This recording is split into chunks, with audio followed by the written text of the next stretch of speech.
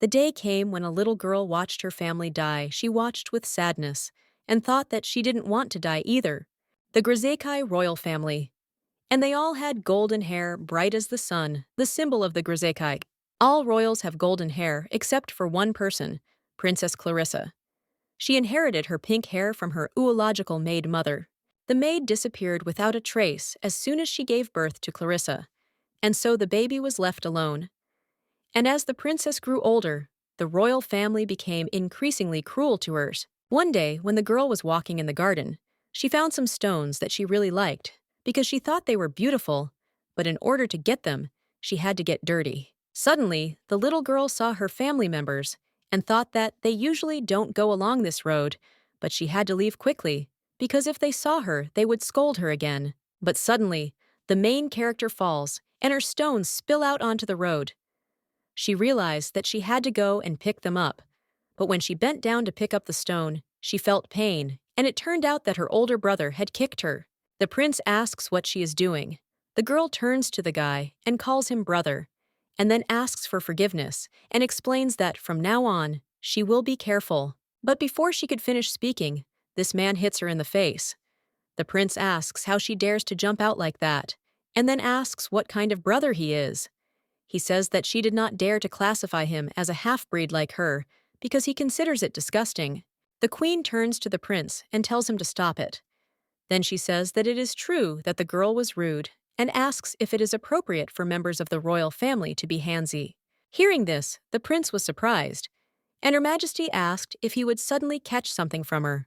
And at this time, the main character, immersed in her memories, saw how the queen who always laughed at her was executed. She looked at the prince and did not understand how he could be so calm. And at this time, she thought that she was afraid because she did not want to die like that. Clarissa starts crying and says that she wants to live. At this time, the knight approached the prince in order to execute him too. However, the prince suggests finishing off this mongrel first. The young master says that he is not going to beg for his life because he believes that the last surviving member of the Grisekai royal family should not be this half-breed, even if only for a few seconds. Hearing this, the girl asks for forgiveness and begs to spare her life. And at that time, she saw the knight raise his sword and realized that she did not want to die like that. Well, as it turned out, the man finished off her older brother, and the little girl closed her eyes and thought that she was not hurt. The knight says that it was a good offer. The man with blonde hair and blue eyes says that even if it makes him feel ashamed for a second, it makes him want to do it even more, and then asks his brother if that's true. His Majesty says that there is enough entertainment and suggests that they finish with this since the smell of the red liquid is so strong that he wants to wash it off as soon as possible. The knight turns to His Majesty and says that he cannot kill the princess. Hearing this, the little girl is surprised, and the surprised king asks what he is talking about and also wonders if he said it out of pity. The man with black hair replies that Chapter 12, Paragraph 17 of the national law states that gassa cannot be committed against persons under the age of 18. The knight claims that the princess has not yet reached adulthood and therefore cannot be executed. His Majesty asks if he means to say that he will spare the royal family of the defeated nation just for the sake of observing one law. The man with black hair asks for forgiveness and says that this is not just one law, because no king in history has ever broken it. His Majesty says that he knew he was so naive but did not expect him to be so stubborn, and then says that even if it is tainted blood, it is still royal, and this is also the last remaining royal person. The king claims that she will grow up, and it will be very difficult to achieve revenge by making excuses and making excuses. And then he approached the girl, and she screams and explains that she will not do this because she does not want to take revenge. Clarissa says that her brother, as His Majesty said, is a half-blood, and then asks how she dares to think about the place, and says that she cannot die. The girl says that if they leave her alive, she will live below the grass, and quieter than water, and swears to them this, and then begins to cry. The king looked at her and said that it was so amazing, and asked why there were all sorts of hybrids constantly circling around, and then said that it would be like his brother. His Majesty says he will grant his wish and let the child live until she is 18. However, he must take responsibility and take her to Sheridan's. The knight took the girl by the hand, and she thought that she really had not died. The king suggests that he not forget that on the day this child comes of age, he will have to cut off her head and bring it to him, the capital of the kingdom of Shephos. A servant informs the duke that his assistant Quentin has arrived. When the man enters, he congratulates Maximilian on his victory. He informs him that His Majesty was disappointed and that he will return directly to Sheridan without attending the banquet in honor of the conquest. The Duke says that the banquet is over and they can't leave Sheridan empty for too long. Then he says that he now understands why he is there and asks if he should deliver the information. The assistant objects and says that he actually came to tell her something else, and then says that he heard that he will take the dream princess to Sheridan. The man says he'll be frank with him, and then says he's against the idea of taking her with him. The gentleman asks why, and the assistant asks how he plans to raise a princess in Sheridan. The Duke says he doesn't understand what the problem is, and then asks if he thinks Sheridan doesn't have enough money and manpower to raise a child, and just one small child. The assistant screams and says that it is so sad, and that is not what he meant. Then he suggests listening carefully, and that no matter how steadfast the Duke is, the children are extremely charming. The gentleman asks what the problem is, and he replies that if the Duke raises a tiny lovely child for several years, he will certainly develop an attachment to him. The man says that this is a cute little baby, feeding her, putting her to bed. Then he will watch her grow with love for her uncle and aunt, and he will watch her grow bigger and bigger. The assistant asks if he is going to kill the child he loves when she turns 18. Then he will cut off her head and present it to His Majesty. The Duke claims that this will never happen to him and considers attachment to be ridiculous. He claims that the princess is only a prisoner of war, and they did not execute her only because of the law of the kingdom of Shephos.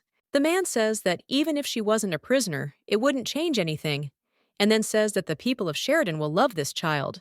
The gentleman claims that this is absurd because he believes that her very existence could become the spark for the restoration of the kingdom.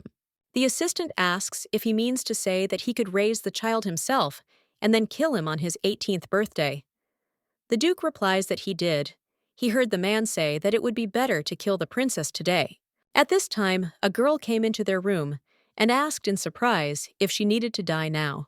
The Duke asks the princess why she came, and the assistant says that she wanted to see the Duke. The girl falls to her knees and then apologizes and explains that she wasn't eavesdropping on purpose because she came to tell the man in glasses something.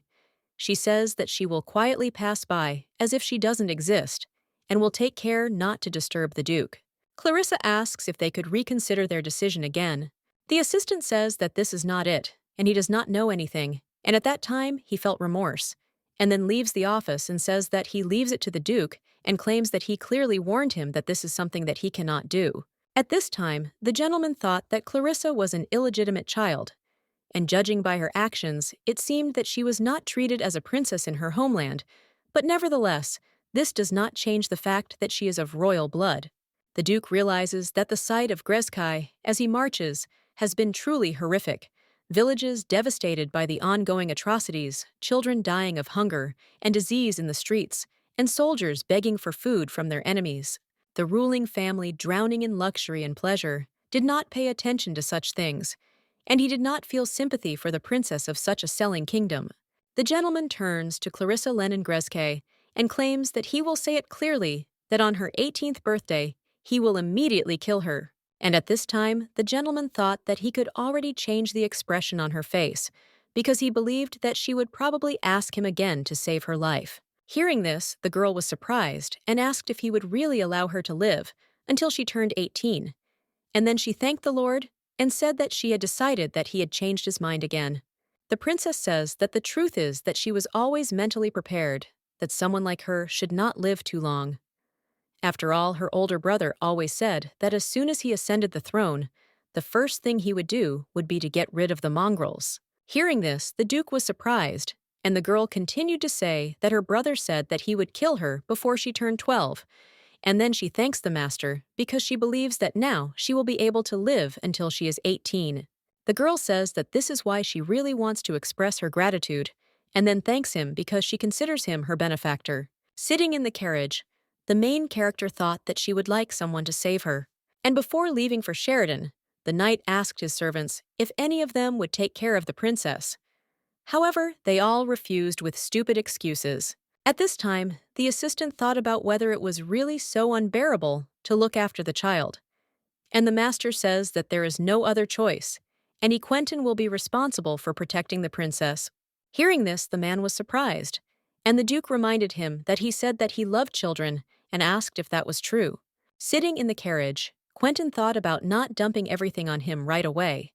After all, he understands that the duke is undoubtedly the closest person to him, but he wonders how he can be alone with a child whom he will have to kill when she turns 18. After some time, the man does not understand why she behaves so quietly, but thinks that she may be watching his every move. Quentin realizes that he won't be able to find the right words, because being ignored for 18 years doesn't mean he won't say ha ha ha. The man asks why there is so much dust, and the girl apologizes and says that it is because of her, because she is dirty. Quentin remembers that he asked the duke to swap with him because he can't do it. He suggests that the duke, not him, experience the feeling of spending hours in a silent carriage. The duke asks without a word, and then wonders if he didn't say he would explain to the girl everything about life in Sheridan. The assistant objects and says that he was going to do it, but that child kept watching her the entire carriage ride, then asks how he can tell her that in Sheridan she will be treated like a sinner and not a princess. Quentin tells the girl that when she arrives in Sheridan, she must throw away all things related to Grezekai, and then screamingly suggests that she not forget that she is a prisoner of war and live peacefully. He informs her that from now on, birthday celebrations are strictly prohibited, and she knows the reason better than anyone else. The man asks the princess if she heard everything, and the duke says that he must confirm it again. He says that they will not treat her like a princess, and all her things will be thrown away, and birthday celebrations are forbidden, and asks if she will follow these 3 rules. Clarissa reports that she had never considered herself a princess before, and that her birthday was never celebrated because she lived as if she were dead to everyone and had always been that way. Hearing this, everyone was surprised, and the girl asks them only for one thing, and then shows the stones that she wants to be next to her.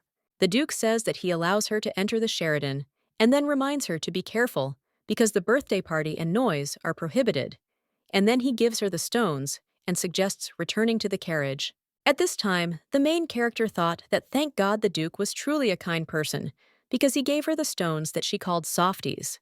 The duke says that Quentin will continue to be responsible for protecting the prisoner until they arrive in Sheridan, northern city of the kingdom of Shifos, and all the people came out to greet the duke, who returned after the end of the war. The main character watched from the carriage window and thought that everyone was delighted with the duke, and as expected, Mr. Quentin was right.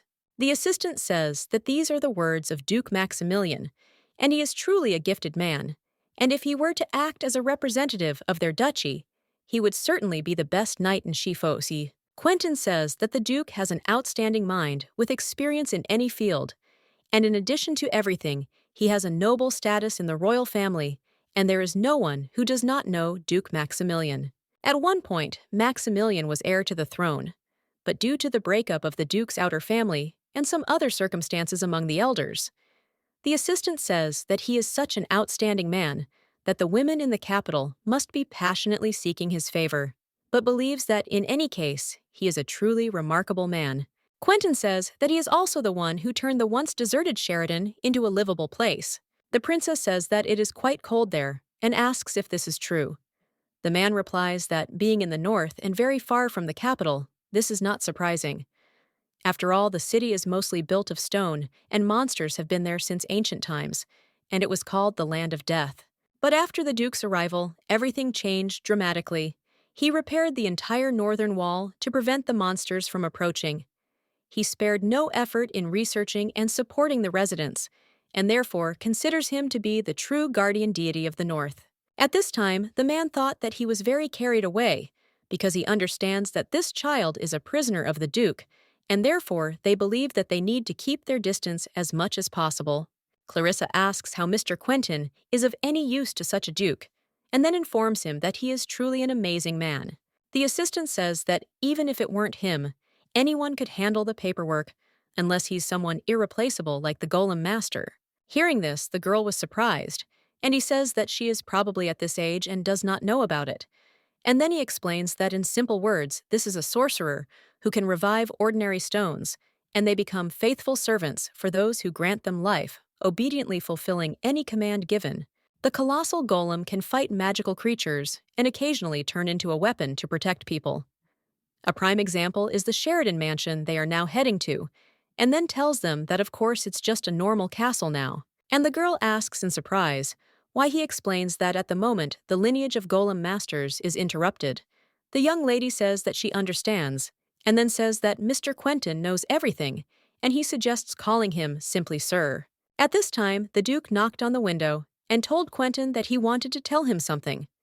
The gentleman said that he would go check the north wall and come back, and therefore it could take about half an hour, and suggested that they go and rest. Hearing this, the assistant asks in surprise how this is possible, and then claims that he just returned and wonders if he can even catch his breath. Maximilian replies that he has been away from Sheridan for too long due to the war, and therefore believes that they cannot afford to neglect their safety in the winter when magical creatures are active. Quentin says that he understands, and then claims that he needs to return quickly, because he mentioned that as soon as he returns, he will throw a party and asks if that is true. The gentleman says that the prisoner remains under his supervision. Quentin replies that this is impossible, and he asks in surprise, why? The assistant asks how he, a simple servant, can take something out of the mansion without the mistress's permission, and then says that it is entirely within her competence. Maximilian says that he understands, and then offers to tell the Duchess that he will leave the child with her for some time, and then says that he will go north and return. Quentin asks him to be careful on the way. The assistant informs the girl that from now on, she can use the servants' staircase, and explains that the central staircase is intended only for members of the Duke's family and authorized personnel. Clarissa says she'll keep that in mind. At this point, the man thinks that, considering it's a child with the main staircase, may be a little too much. But unnoticed, walking through the gatherings, the girl stumbled and fell. He asks in surprise if she's okay, and also wonders if she has damaged anything. The young lady replies that everything is fine, and then says that it is a little uncomfortable to move. He asks if the cape prevents her from moving. Clarissa leaves her cape, and the man says that first, she must greet the Duchess and asks if she knows the basics of etiquette. The main character remembers that the Queen taught her, and she said that a royal descendant should not lack manners and behavior. The girl does not understand why she suddenly became so scared, because she knows that the Duchess is not a queen, and she wondered if she would have problems if she made a mistake, if it would be the same as then. Clarissa noticed stones on the wall, and the man asks if she is talking to the wall. Quentin explains that this is the same mansion they talked about in the carriage, and says that he can turn into a golem, and compared to the royal palace, it is simple and not so impressive. The young lady touches the wall and says that he is very kind and handsome. The head maid asks the master if he has returned, and the man says that it seems that they met at the right time and asks if the Duchess is in her chambers. The maid says that the lady is now resting, and then asks if he knows how upset the lady was, and then states how the Duke could leave immediately without even greeting his wife. The assistant explains that he will return in 3 or 4 days, and therefore suggests not to be too strict. The maid asks why he is looking for the Duchess. He replies that this child was brought from the Grezzacai, and he would like to entrust her to the Duchess. The girl greeted the maid, and she asked if this was the child, and then said that it would be better to wash before meeting the Duchess. Quentin smiled and said that the trip was long, so they couldn't get themselves together, and then asked if he could trust her with the child in that case. The maid says that she will go and get ready, and the man invites the girl to follow Miss Bessie. The main character became interested in whether bathrooms are usually located in such places, and when Miss Bessie told her to come in, the girl was surprised by what she saw. The woman claims that from now on, she must answer all her questions honestly. She asks if the girl arrived with the Duke from Grezzacai. She also asks if there were women among the Duke's escort. Hearing this, the young lady does not understand why she suddenly asks her about this. She answers that many knights came with her, but the woman interrupts her and screams, saying that this is disappointment because she does not understand what she is telling her. The maid suggests listening to her carefully, and then explains that she is talking about adult women who may have had particularly good relationships with the Duke, and not about knights or soldiers. Bessie claims that it is the lady's order, and so she will have to think carefully and tell her, and then asks if she wants to be scolded from day one. Hearing this, the child does not understand what to do, because she believes that the adult woman, who seemed to be on good terms with the Duke, but there were only knights and Sir Quentin there. The little girl thinks that in situations like this, she should lie so that she gets scolded less. The maid asks what she thinks now. Clarissa replies that she cannot tell her. She screams and asks why the baby cannot speak. Bessie asks if the Duke has silenced her yet. Then she says, what's the point of checking the north face? And by now, he's already with a woman. Clarissa claims that this is not true because the Duke is not here now, and she does not think that they should talk about such things. And then she says that she does not know if there is some misunderstanding, but she believes that the Duke is a really good man, and therefore asks not to speak carelessly about him. Hearing this, the woman got angry, and screaming asked, how dare she who was captured in the war contradict? And then she swung to hit the girl, but suddenly changed her mind and said that nothing can be done if she does not want to talk. Bessie informs her that, as expected, she cannot allow her to see the lady. The girl objects, and says that Sir Quentin said she must greet her. The maid tells her to shut up and not a word or a whisper, and then says that she is a sinner, and she still wants to get to know her after disobeying her order, and claims that it is so shameless. The woman says that she should be grateful that she was not locked in the dungeons. The next day, the Duchess tells Bessie that she heard that the child she is to take care of will arrive today, and then asks if she has arrived yet. The maid assures that the mistress does not need to worry about this, and the lady, surprised, asks what she is talking about. Bessie explains that even if she and the child are prisoners of war from a defeated country, she then asks if there is any point in the Duchess worrying about something like that, and claims that she will do it because a lady shouldn't worry about it, and neither should the Duke, and then asks why he brought her. After all, she thinks it would have been better if he had finished her off right there. The Duchess grabs the maid by the hand and claims that she is speaking too harshly, and then asks where the child is now, and also wonders if it is possible that she did something to her. Bess takes her hand away and tells her to leave it, and then tells her that since she keeps treating her like a lady, she thinks she's become a real duchess, and then claims she's a fake, and points her finger at her, asking if she's come to her senses. The woman says that if she has time to worry about a child she doesn't even know, then she should spend it thinking about how to please the Duke. The maid screams and says that when he returns, he must have an heir at all costs. Even if the marriage was forced, she asks if there is any point in pretending that they are strangers to each other for 3 years. Then she claims that if they find out that she is a fake before they have children, it is all over for Darrington, and asks if she understands. The Duchess says she understands, and then apologizes. At this time, the main character sitting alone in the room does not understand what to do, and remembers that she made a promise to Sir Quentin, but was unable to greet the Duchess. The girl thought that the maid was right, because even the Duchess would not want to be with someone like her, and therefore she thought that she was really stupid, because she imagined that the Duchess and Sir Quentin would treat her kindly. Clarissa believes that she is a burden that should disappear when she turns 18, and then the girl fell asleep with a stone in her hand.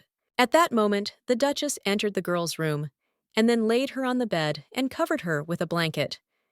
And at that moment, she thought that she could not believe that the maid allowed such a small child to sleep on the cold floor.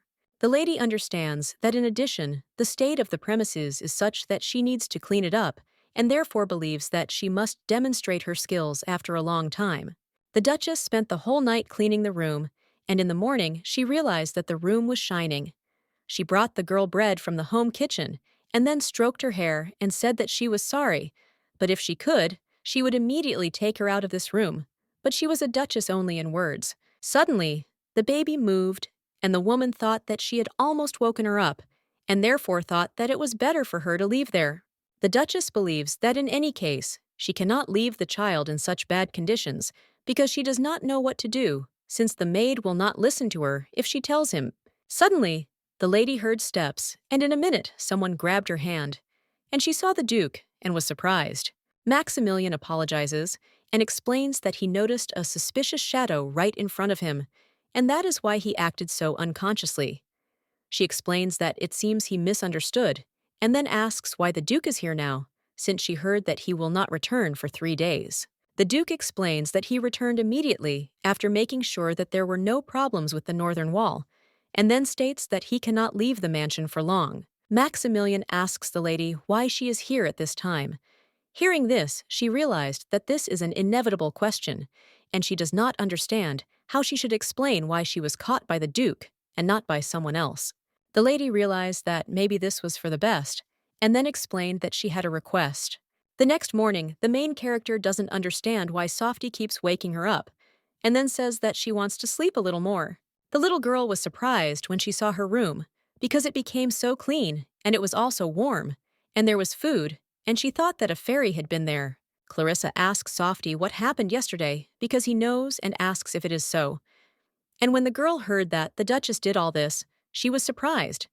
And then she says that it can be, because she thinks that she is a terrible person, and explains that she says that the stone is lying to her. The girl touched the bread and wondered if she could eat it, but she felt hungry and then began to eat. After eating one bun, which was very tasty, she wanted another one. The main character thought that she mistook the Duchess for a scary person, and therefore apologizes. At this time, the maid walking along the corridor thought that the baby should have woken up already, and she thinks that this girl is behaving like a child, but she needs to teach her a lesson so that she does not behave like that anymore. But also, her crying appearance pleases her eyes. When Bessie saw a clean room and a happy girl, she screamed and asked how she, a scoundrel, enjoyed her life and stole things like a rat, and what she did for her was not enough. The maid asks the girl what is behind her back and wonders if she stole it and therefore can't even really say anything. She tells her to give it to her so she can check. Clarissa replies that she doesn't want to, and at that time, she thought that she can't take the Softy. The maid says that this girl is a naughty child, and if she said that, then she should give it to her. But the little girl objects and explains that he is her close friend. Bessie hit the girl and then took the bag from her. The surprised maid, when she saw the stone, said that she thought it was a jewel, and then asked if she made such a fuss about it and threw it out the window. The woman asks what to do now because her dear friend was thrown out into the street, and also wonders why she is behaving this way because of some stone, and explains that this would not have happened if she had done what she was ordered to do. Bess tells her to wait and see that she will tell the Duke that she is disobeying, and he will punish her. At this time, the Duke enters the room and asks who she will tell. Seeing the Duke, the maid was surprised, and then asked how the gentleman ended up here, since she thought that he was supposed to return in 3 days. The Duke first offers to answer his question about who to tell and for what reason, and then says that now she is forcing him to repeat it twice. Bess explains that she punished the girl because she used things from the castle as she pleased, and thinks that maybe it looked a little harsh, but for the sake of the mansion and the child, she wanted it.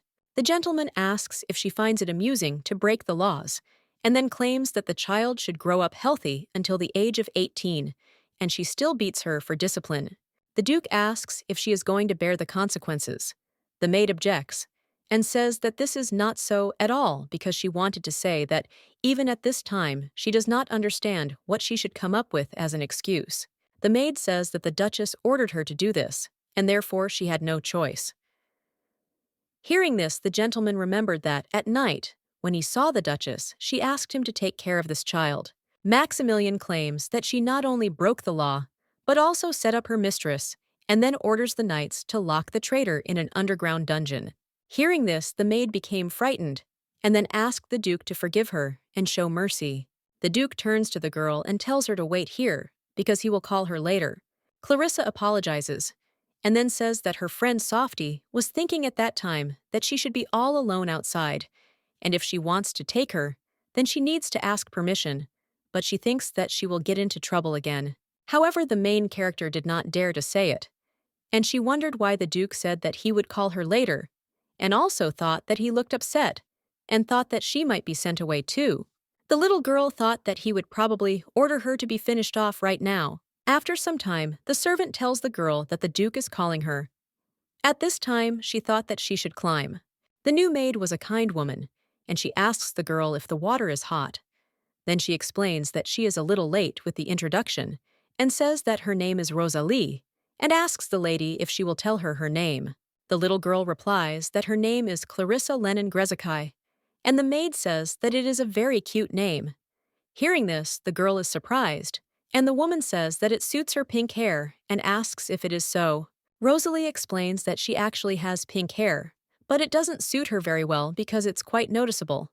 And the young lady says that she wanted to have sparkling golden hair, and at that time she thought about how awkward it would be for a princess without golden hair. Clarissa asks if pink hair is better than blonde. She explains that the color is elegant and warm because it reflects Clarissa's kindness. Rosalie asks if there is a color that would suit her better than this one and also wonders what is wrong. The girl replies that Rosalie is the queen of compliments. When the maid washed the girl dressed her and did her hair, she was surprised at how beautiful she was. The little girl thanks the woman and asks if she will wear something so beautiful will the Duke be upset. She replies that not at all, and then says that the one who brought her to dress her in this beautiful clothing is him. The young gentleman asks if they have finished. Then he turns to the girl and asks if she thinks her outfit is a little thin for this weather. The maid explains that these are the only clothes that are currently available, and then says that she will order something warmer today. The young gentleman invites the girl to follow him, and then tells her that this is the room in which she will live from now on. Clarissa asks in surprise if he wasn't planning to finish her off today. Hearing this, the Duke asks in surprise what she's talking about. He claims that this is the room she will be living in from now on, and asks if she has any problems with that. The main character enthusiastically replies that there are no problems, and he asks her to extend her hand, and then he gives it to the softie. The gentleman explains that he found it under the building and says that apparently the servant put it in the wrong place, and he apologizes on her behalf. And the girl thanked him. Maximilian gets down to business and asks how she likes the room. The little girl replies that she thinks it's too big for her. The gentleman suggests that she not take everything so superficially, and then explains that, firstly, living on the second floor will not allow her to escape through the window, and a good room provides psychological stability, allowing her to avoid a riot. And it also has good insulation, which reduces the risk of catching a cold. The Duke explains that, in other words, this room is actually the most ideal prison for holding a prisoner. At this time, the main character thought that this is a very deep meaning, as expected from the Duke. Maximilian says that it might be better to change the blanket to something lighter, because he thinks it would be unpleasant if she was crushed by the blanket before she turned 18. At this time, the little girl thought about what she wanted to say, that she thought it was too much, but she was holding back.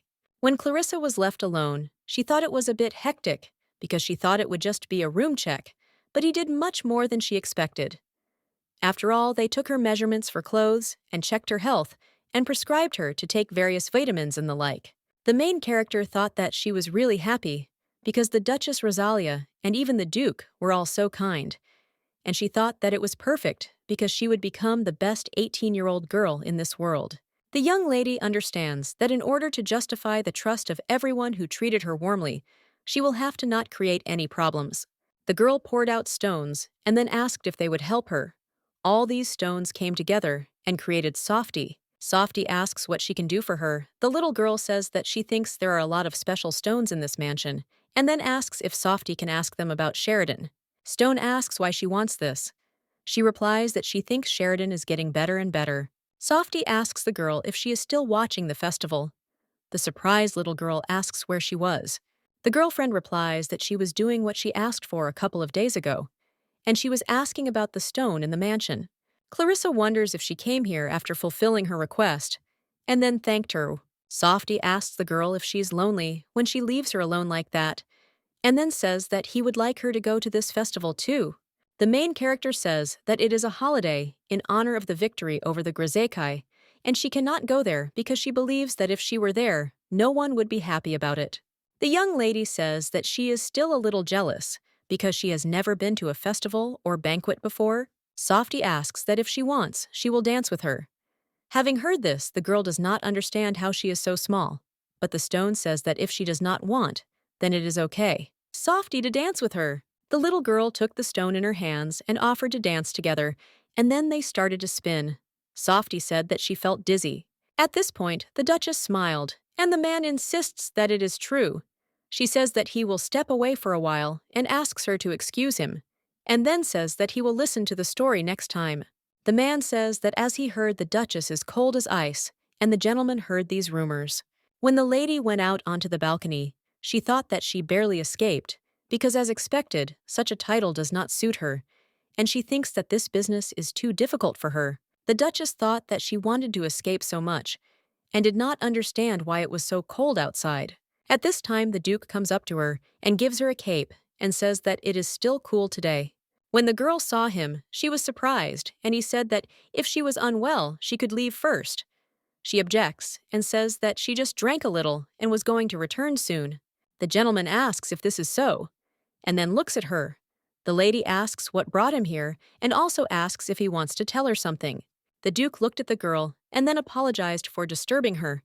He turned around to leave, and the girl asked him to wait a second. The Duchess says that she heard that he took care of the child and then thanks him. She bows and says that she sincerely apologizes for not being able to carry out the Duke's order because she believes that even her maid made a big mistake. The lady claims that it is all her responsibility. He claims that it is not her fault and therefore suggests that she raise her head. The Duke says that the maid will be dealt with according to the established laws. The girl thanked him, and the gentleman thought that he had not come for this because he believed that he should find out what kind of report it was. After the maid's arrest, her belongings were searched, and suspicious letters were found. The Duke's affairs were not recorded, but it was a report detailing every step of the Duchess. Maximilian thought that he should ask her what kind of report it was. The girl asks if he could accidentally make it so that the Count's family would not find out about this incident, and she explains that she is not asking him to hide it for the rest of his life, because she thinks it would be okay if it was only for a short time. The Duchess says that she thinks that asking for something like that is too much, and then apologizes, and at that time she thinks that she has no conscience because the Duke would never grant such a request. Maximilian agrees and says that it is only temporary, and then says that at some point he has to inform them because it is illegal, and he is sure that everything will be fine with her. Hearing this, the girl thanked him and then smiled. The Duke walking down the corridor was not the same as usual, and the surprised Quentin asks what is wrong with him and why he is like this. He answers that everything is fine and suggests not to worry. Suddenly, the assistant saw the door slightly open and asked if this was the room of the child from Grzekai, and also wondered why the door was open at such a late hour. The Duke thought that it was an uninvited guest, and when he entered the room, he saw a girl lying on the floor. Quentin ran up to the baby and then picked her up and said that she was just sleeping.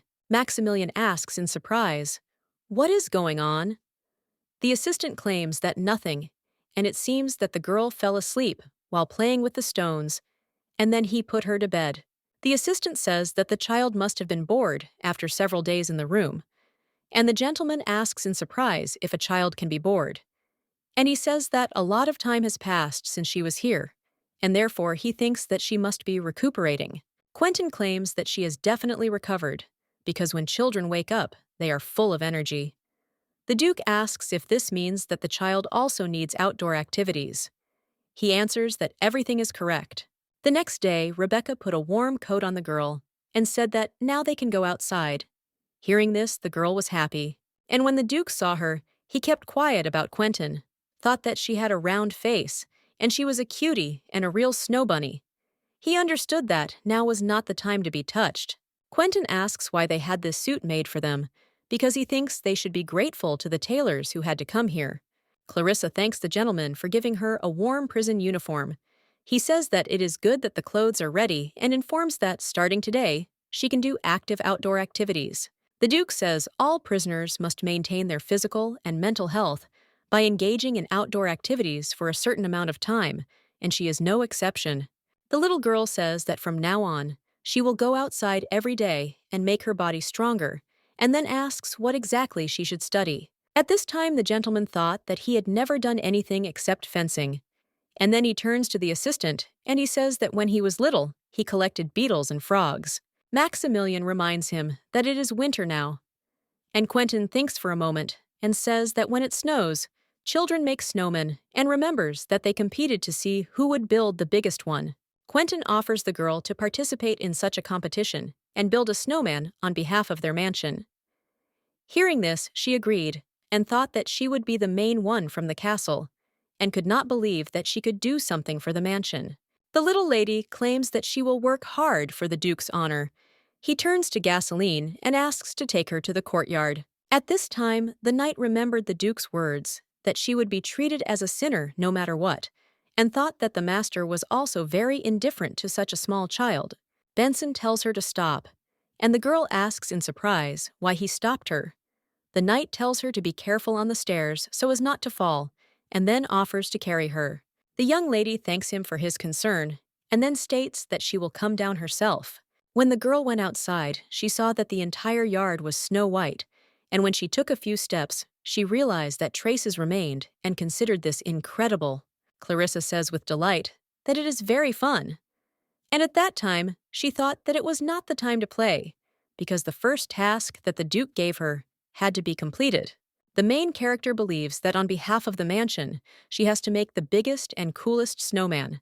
However, she does not understand what a snowman is, because she was from warmer regions, and she has never seen snow, and this is the first time for her out. The girl does not understand what she needs to do, and thinks that she should first ask the guards, but she does not know who to ask. She walked up to the stones and then greeted them and asked how they were doing. The stone asked if she was the prisoner the guys from the inner wall were talking about. Suddenly, the stone turned into a little man, and the girl asked in surprise if he knew who she was, because she thought that today they met for the first time. The man says that after her arrival, his minions made a noise, and then asks how he cannot know. He says that she was not mistaken because they are guards of the outer wall and are different from them, and claims that there is no mercy for the prisoners.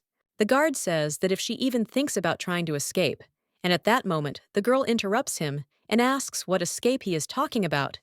She claims that she would never, and under no circumstances, do such a terrible thing.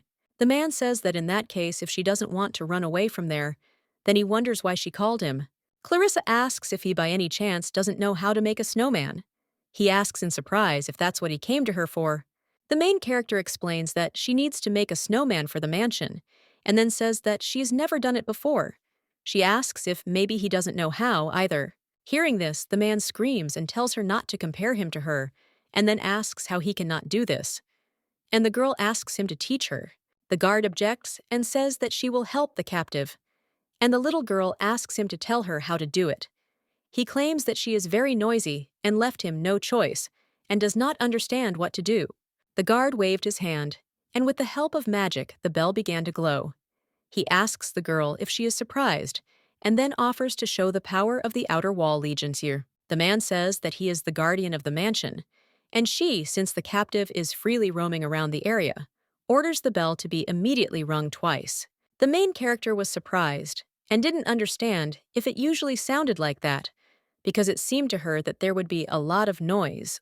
At this time, the castle guards do not understand whether the bell rang, and another knight suggests that he not pay attention, because he thinks that this is probably another false alarm. And in any case, now it is pointless, and simply suggests not paying attention. The guard tells the girl to trust him and just go back. When the little girl came to her room, she asked the soft if she was sleeping.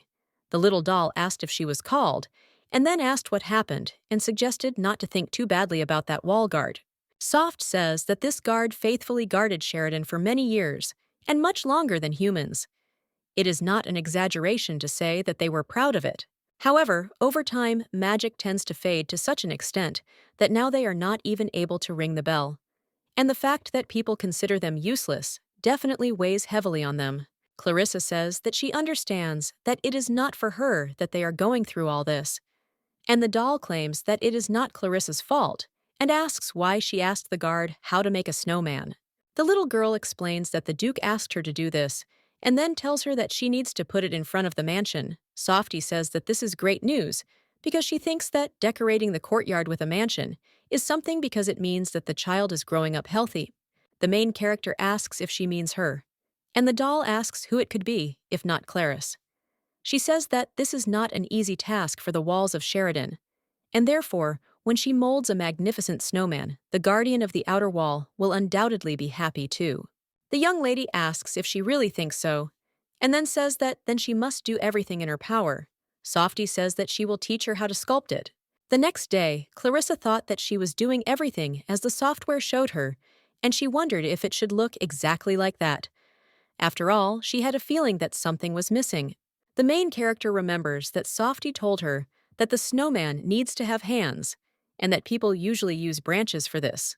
The girl ran for dry branches, and when she found them, she accidentally saw a lady with silver hair and thought that she was a fairy, and said with delight that she was very beautiful. The lady says she was looking for the branches, and then apologizes for stepping on them, and then says if she needs anything else. But the girl interrupts her and says it's okay. Clarissa remembered that Softy said that the Duchess was very beautiful and had sparkling silver hair and blue eyes. And then she asks the lady if she is the Duchess. The little girl says that she asks for forgiveness if she disturbed her when she was going somewhere. Hearing this, the lady objects and says that she has nothing to apologize for. Benson calling her, and the Duchess said that then she would go and asked if she could keep their meeting a secret. The little girl said that she promised, and the Duchess thanked her. Clarisse tells the gentleman that she is there when she saw the Duke. She was surprised he asks where she was, and wonders why she did not answer, although he called her for a long time. The little girl explains that she was looking for a branch to stick into the snowman, and at that time mentally apologized for the lie. The gentleman says that as soon as she finishes it, she should go inside and tell Benson to put the snowman in front of the mansion. The girl apologizes and asks the Duke if she can stay here a little longer and come back later. She says that today is actually Mr. Outerwall's day. And at this time, the main character remembered the words of her brother, that if she talks to stones, then she should not tell anyone about it, because everyone will point their fingers at her and call her not only stupid, but also crazy. And then Clarissa explains that she just wanted to explore the yard a little more and says that she will bring them a snowman. The master tells her to return before sunset. After a few hours, the girl thought that she was sure that even the gentleman from the outer wall would be happy to see this snowman. The little girl ran up to the wall and asked Mister's advice and said that she was here to show him something. However, there was no answer, and she thought that maybe he was resting because Softy and the inner wall sometimes sleep too. The main character doesn't understand whether she should come back next time, but she does understand that she can't wait to show them the snowman. The girl touched the wall and suddenly saw that Mr. Guardian was sleeping. He wakes up and asks what it is, and then says that it is not even a full moon yet, and asks where this powerful magic came from. Clarisse says she's glad he woke up, and when he saw her, he thought she was a prisoner child and thought it couldn't be that this little girl woke him up. The little girl says that she made a snowman and says that the inner wall said that if she shows him the snowman, he will be happy. Hearing this, the guard screams and says that it is a stupid inner wall that simply spoke nonsense to the captive. He claims that these inner walls have always been like this, because he believes that living in a warm environment must have melted even pride, no doubt. The main character tells him not to say that, because she thinks the inner walls are trying to help her. He then suggests going inside and playing with these fools. The guardian says that he will tell her that no snowman she makes will bring him joy, and then tells her not to pour magic into him without permission, especially if she does not intend to bond with him for life. Hearing this, girl was surprised, and he at this time does not understand why she does not answer. The little girl apologizes, and then says that it is time for her to go. The stone guard thought that the form was overflowing with magical power, and Softy asks why he is not asleep yet, and explains that she just looked in before going to bed, and also asks if he already has that magical power from Clarissa, and says that she has not received it yet, and therefore is jealous. The man says he can't even sleep because of her. She says he was kind to Clarissa, and then asks if he knows how happy she was today because of him. Softy claims that when he likes people, he starts acting out of character. The guardian claims that he hates people because they are so weak that they die quickly. She asks if that is why he is afraid of children. The doll says that Clarissa is truly a wonderful child, and then asks if he knows it too, because he thinks that they don't have much time left and will soon turn into ordinary stones. The guard says that this is even better than waiting for the master, who will never return. Hearing this, she suggests not to talk about what will disappear so easily, and says that she wants to live. The man says that they have lived long enough defending this mansion, and suggests that she be quieter, because he saw a strange man. He thinks that this is an uninvited guest and suspicious. Softy says that now is not the time to stand aside and he should ring the bell. He asks in surprise what she's talking about and also wonders why he should ring the bell, because he thinks that the knights will take care of it, and he is sure. The doll asks what he is saying, and then claims that he is also a knight who must protect this mansion. The guard tells her to shut up, and then asks if she hasn't figured it out yet, and tells her that his bell is now useless, because if he rings it, he will only become a laughing stock. And he claims that he no longer wants to be an idiot for people. Softy says that maybe this time everything will be different, because Clarissa gave him her magic.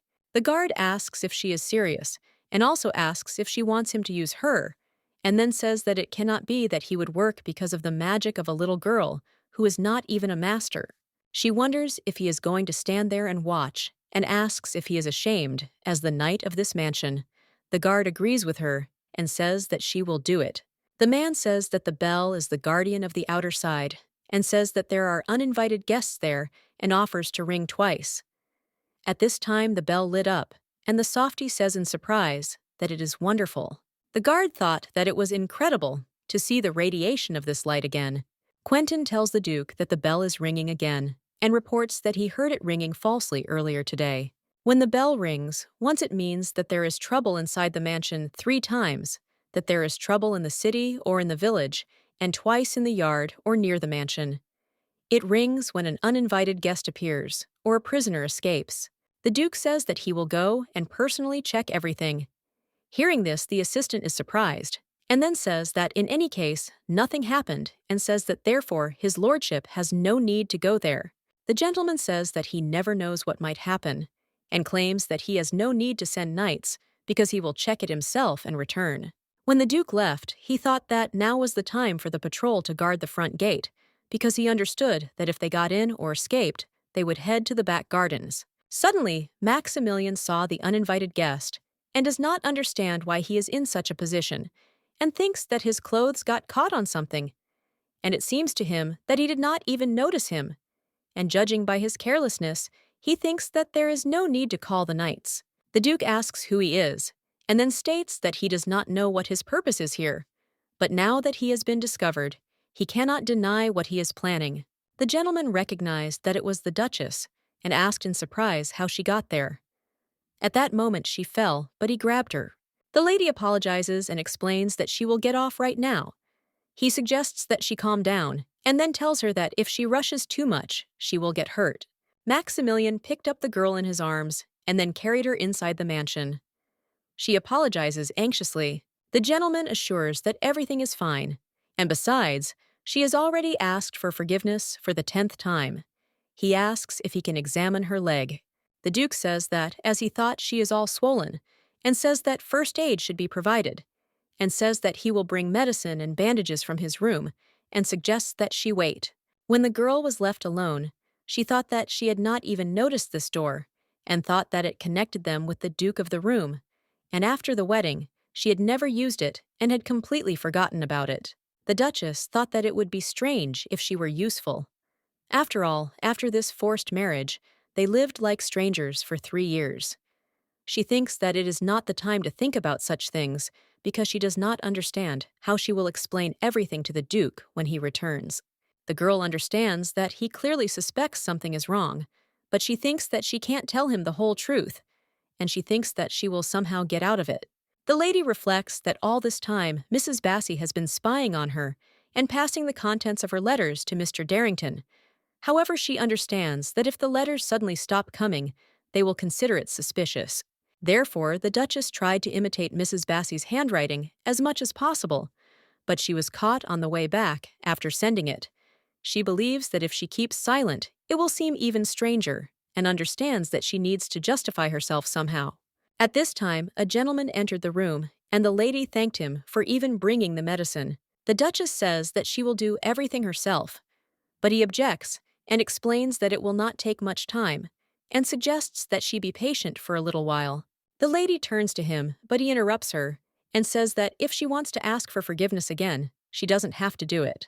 The girl says that she feels she has to explain where she went today, and then she says that she was in the village because of a letter, because she wanted to send it to her friend in her homeland, but completely forgot the day she promised to do it, and had to leave immediately in the middle of the night.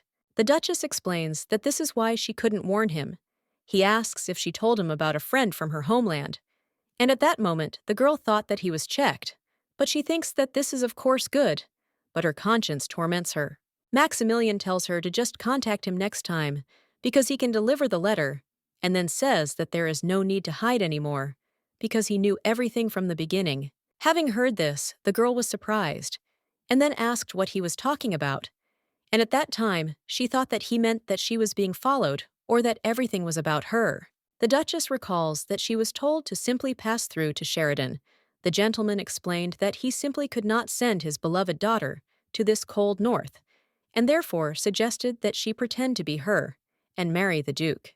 The man says that in exchange they will cure her sick mother. At this time, the girl thought that she should not tell him anything, because if he finds out that she was exposed, he will not cure her mother.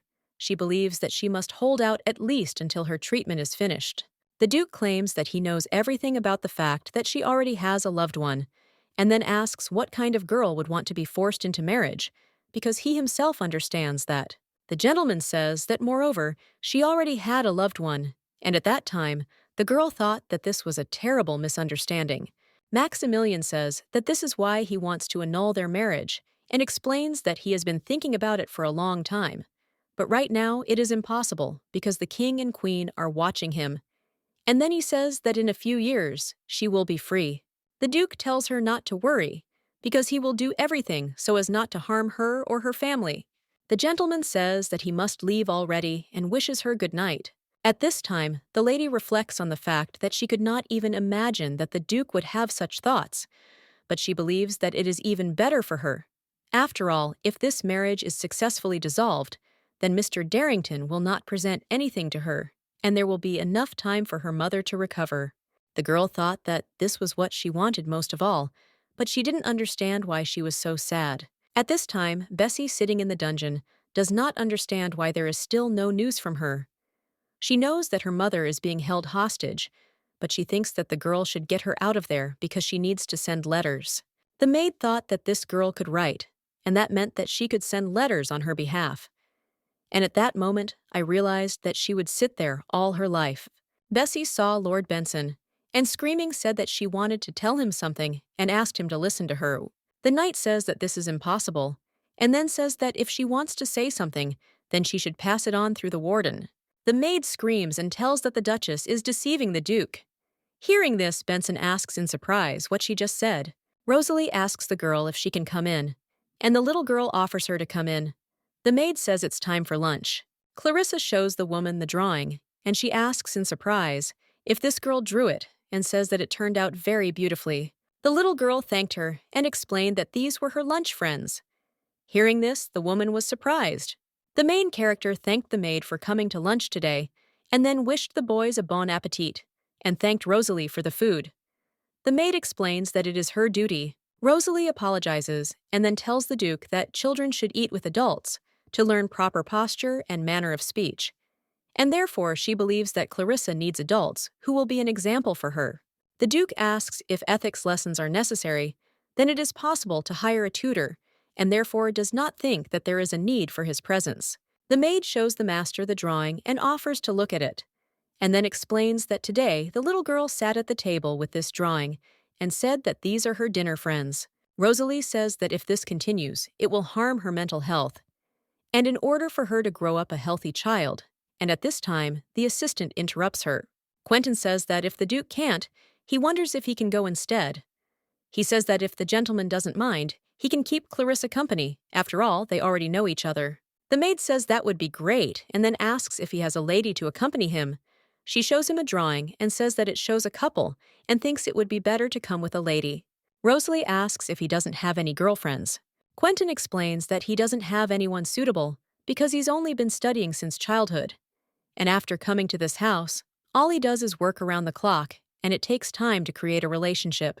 The next evening, Maximilian tells the Duchess that they have not yet met each other. He explains that the Duchess of Sheridan is his wife, and this girl is Clarissa. The little girl greeted the lady and said that it was an honor to meet her, and the lady said that she was also glad to meet them. And then she pointed her finger and said that the fact that they already knew each other was a secret. The Duke offers to sit down and begin their meal. At this time, the main character thought that she could not believe that she would eat with the Duke and Duchess, and at this time she was very excited, but sure that it would be very fun. Sitting at dinner, the girl does not understand why the atmosphere is so gloomy, but thinks that maybe it should be like that. And because of the excitement, she cannot even distinguish the taste of food. At this time, Benson entered the room, and when he saw the Duchess, he remembered that the maid said that she was a fake. He asks Bessie what kind of nonsense she is talking, but she assures that it is hard to believe, but it is true.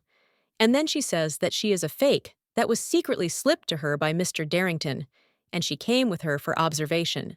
The maid explains that because of her guilt towards the Duke, she tried to tell him everything, but this girl caught her and demanded to lock her up, and therefore asks to believe her, because she considers it so unfair.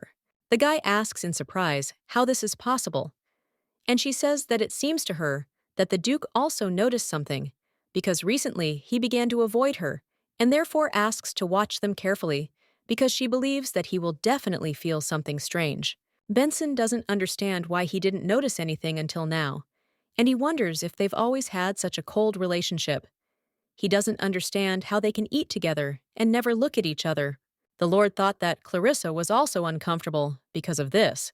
The Duchess asks the little girl if everything is okay, and then tells her that some vegetables with a strong smell have been added to the dish, and that is why she is worried that because of this, she cannot eat it. The girl objects and says that she can eat it, and the lady says that if she doesn't want to, then she shouldn't force herself. Clarissa says that everything is good and very tasty, and then suggests watching her eat. She says that she also likes meat, but she just loves corn and potatoes. The Duchess says that she likes it too, and thinks that they are alike. The little girl asks what she likes that is not food. She answers that it is embroidery and a letter, and then says that nothing else comes to mind, and that is why she is a little embarrassed. The girl asks what about the Duke, and also wonders if she likes him. Hearing this, the lady was surprised. Clarissa asks if she said something wrong, and then wonders if spouses should not love each other. The lady says that she is right, and of course she likes the Duke very much. The little girl tells the Duke that the lady said she likes him, and then asks if he likes her. He explains that during the meal one should focus on the food, and at that time he remembered that the maid said that talking during the meal has a good effect on the formation of values in the child. Maximilian says that he likes the Duchess too. The lady was surprised to hear this, and Benson was surprised too. The Duke asks if he has any problems. Benson replies that he has no problems, and then explains that he is simply a role model for all spouses and smiles. At this time, the knight does not understand who said that they have a bad relationship, and does not understand what he was thinking at all, and considers himself a fool. Clarissa was the first to go to her room, and the Duchess thought that she had somehow managed to avoid disaster. The Duke thanks her for her support during dinner, and then says that she must have been very surprised.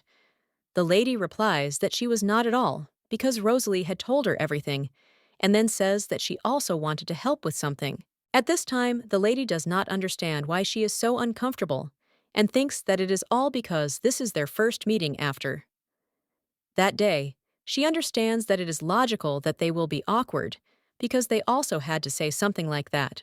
The Duchess thinks that the Duke has not noticed this, and then apologizes and asks if she can go as she still has things to do. The man asks if she's going to write another letter, and he tells her that the person she sent the letter to that night, and then apologizes and asks her to forget what he said. The Duchess thought that so much time had passed, and there were many thoughts in her head, and she decided to take a walk and ended up returning quite late. The ladies do not understand why the Duke said that he is still worried about that incident. Suddenly, the grandfather saw the letter and thought that it was not there before she left. This letter was written by the Duke, and he asked for forgiveness for what happened, because he did not want to accuse her of anything, because he believes that she has every right to communicate with whomever she wants. The Duchess thought that it seemed that he was really interested in her answer, and felt that she should answer him since it was not a love letter, and she was not in a position to share her heart with anyone. The lady writes that she wishes to clarify this misunderstanding. Standing at the door, the Duchess thought about what to write. She wrote it, but did not understand how to give it. She thought that it might seem strange to him that she decided to answer this, but she believes that even if so, she cannot allow this misunderstanding to remain with them forever. The girl thinks that this way she will simply solve the problem with the misunderstanding, and that's it. And then she knocks on the door and asks if the Duke is in. The lady does not understand whether it is normal that she let her hair down, and thinks that she should have combed it better. But at that time, she realized that she was in a nightgown, and thinks that this is unacceptable. The Duchess saw the door opening, and then screaming, she offered not to open it. She extended her hand and said that she simply wanted to give him a letter. Maximilian says that he did not expect that she would give it to him, and the girl says that even if it is just a contract marriage, she cannot allow such a misunderstanding between them. The man apologizes for his selfishness, and then says that he assumed that she had someone for whom her heart yearned, even 3 years ago at the moment when she came to him. The Duke explains that he thought she was yearning for someone, and therefore believes that he was too hasty in his judgments. The girl thought that if 3 years ago, then she could understand why he thought so. And then she said that the most precious thing in her life was her mother, who protected her very much and loved her as no one else could. And this love was so strong that it simply couldn't be stronger. And at this time, the lady does not understand what she is talking about because she thinks that he is not interested in all these details. The gentleman says that he believes that her mother noticed this on her part, that she also loves her very much. Hearing this, the Duchess thought that he was a wonderful person, and perhaps too straightforward at times, but very sensitive, and his manners and warmth amazed her. The silver-haired lady remembered the words of this little girl, and thought that she was right. And last night, the gentleman thought that he was very tired, and suddenly he saw a letter in which it was written that the Duchess sincerely thanked him for listening to her yesterday. The lady writes that if it suits him, then they can continue to write letters to each other, and she will also understand if he refuses. At this time, the guy thought that it was good that he wrote first, because he thinks that perhaps it was just his imagination that they were getting closer. The knight turns to the master and asks for forgiveness, and then says that no matter what he says, he will not answer. Maximilian claims that everything is fine, and then asks, "What is the matter?" Benson shows him the vacation application. Seeing this, the gentleman is surprised and asks why so suddenly, and then says that it is already the end of the year. The guy explains that he actually forgot about it too, because he knows that most of the applicants are married and probably want to spend the end of the year with their wives. The Duke says he will look at them tomorrow and offers to pass them on to Quentin and then thank him for notifying him. Benson thought that he had been serving the Duke for many years, but he saw his smile for the first time. At this time, the main character does not understand why the Duke would call her so suddenly, and she thought that she had brushed her teeth, washed her hands, even eaten vegetables, and still does not understand why she could be scolded. The gentleman invites the girl to come in and then says that they are meeting for the first time since dinner and asks how she is doing. The little girl screams and says that she brushed her teeth. Well, her hands were nice and she even ate vegetables. He says that she is a good girl and says that there is nothing important and that he just called her to tell her that at the end of the year she will have to go to the North Face. Clarissa was surprised to hear this, and he explains that at the end of each year, Sheridan holds a festival with fireworks on the north wall to cheer up the people living in such a dry place and inspire them for a bright future. And so he wanted to ask if she would go. The girl asks in surprise if she can join in too. Maximilian replies that not only he, but almost all the residents of the mansion will be empty, and therefore it would be nice to go together. But if she doesn't want to, he won't force her. Clarissa says that if it doesn't bother him, she would like to go too, and the gentleman says that it's no problem and thanks her. Hearing this, the main character does not understand why he is thanking her. Assistant Quentin enthusiastically reports that he will finally see the New Year's fireworks festival. After all, he doesn't understand who would have thought that their Duke is such a romantic and would offer him to go first. He thinks that even in a dream, you won't see something like this, because he thought that this time he would just sit and work. Maximilian tells him to calm down, and then explains that they are not just going to have fun. The assistant says that due to a recent request from the wizard community, they will be going to the North Wall and asks if that is true. Quentin says he was quite surprised when they received a request for permission to investigate the case of the fallen golem from the wizards. The Duke says that too much time has passed to begin an investigation. And 10 years ago, monsters penetrated the northern walls, and the loss of both the senior mage and the king was a truly tragic event. The master says that due to the death of the wizard, master of golems, the colossal golem fell. 2 corpses were buried under the golem, which gave it the name Fallen Golem. After this incident, the relationship between the magicians and the royal family worsened. The assistant asks if it is possible to give permission for an investigation in this case, because he believes that it is necessary to be more careful in relation to the royal family, and then asks if it is possible to be sure that the investigation will be carried out properly. Maximilian says that the remains of a golem cannot be touched unless he is a master, but he believes that there is still hope because they say that the son of the deceased senior magician is doing this research, and his name is Sinnet. Although this guy is not a golem master, like his late father, despite being 11 years old, he was in the top 5 wizards. The master says that his plan is to go to the north wall and meet him. At this time, the man looked at the plate full of food and said that he had not eaten again, and he was wondering if everything would be okay, because he understood that they could not starve him, but he himself refused to eat. Mr. Nelson says that then they will all thank him for saving them the dirty work by dying himself, and then claims that he dared to study the golem himself and take all the laurels for himself. He wonders how he is not ashamed to live after killing his own mother. Nelson says that they will leave everything as is and go, because he understands that they need to hurry to the north face. At this time, the boy remembers what the old man told him, that he should go north and investigate the fallen golem, because he knew that only he could find what was hidden inside it. Sinnet asked his mentor for forgiveness, and said that he could not fulfill his last request because he believed that a monster like him had no right to do so, and then threw down his magic stone. At this time, Softy asks the girl if she really wants to go to the north face. She replies that she will see fireworks for the first time and cannot believe that she will travel, and therefore is very excited. The girl says that in the book, she read it is written that if you go to a new place, you can find new friends, and therefore she thinks that she will be very happy to make friends with someone there. Benson tells Mrs. Clarissa that he is not there yet, and seeing the north wall in Sheridan, the girl was surprised, because it was very beautiful there, and also it was all snow white. The knight suggests that the lady be careful, because the road is slippery, and therefore offers to hold his hand. Maximilian gives his hand to the Duchess. She thanks him. The girl saw this and says that they have a very wonderful relationship, and the gentleman suggests that they quickly go inside. The man says that this is her room for the duration of her stay there, and then says that it is of course inferior to the room in the castle, but will not cause discomfort. He asks if she remembers the precautions for the duration of her stay there. Clarissa says that she should not catch a cold and wear only warm clothes outside, and that she can rest in the fresh air, but she can't climb the wall, and Benson should always accompany her. The Duke says he has an appointment, and so he will go first. The little girl asks why so early, and he asks if she has any problems.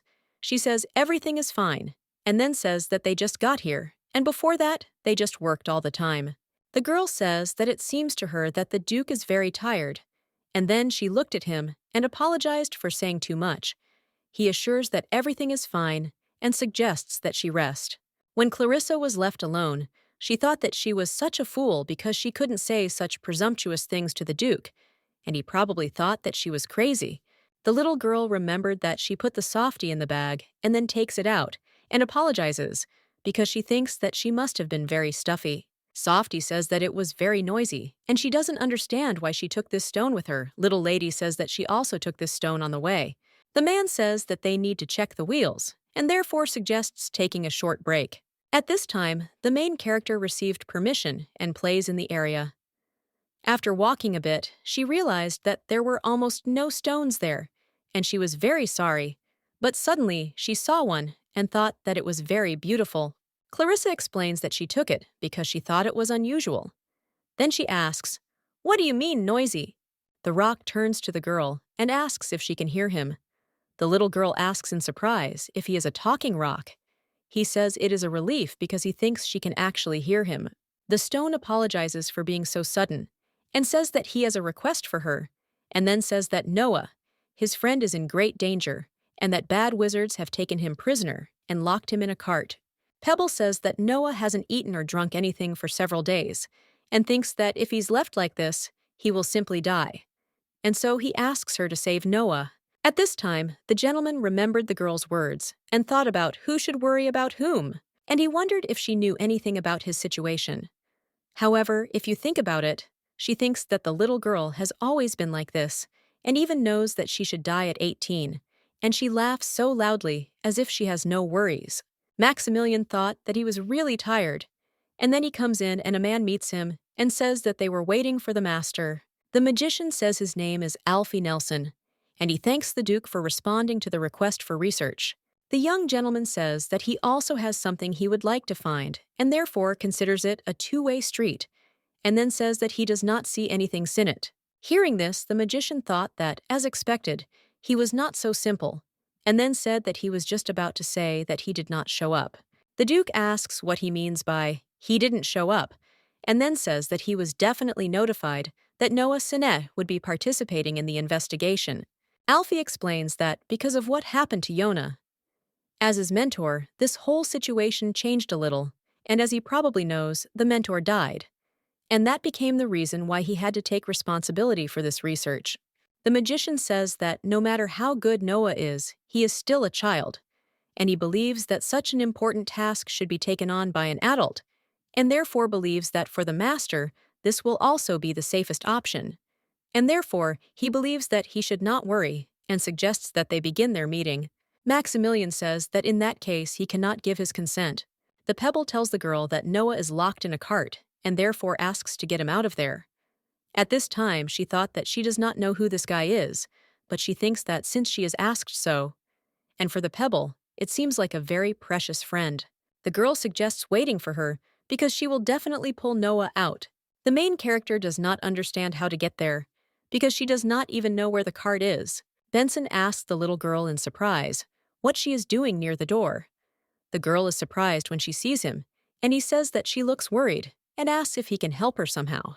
At this time, the lady does not understand what to do and thinks that it might be worth telling him everything honestly and asking for help.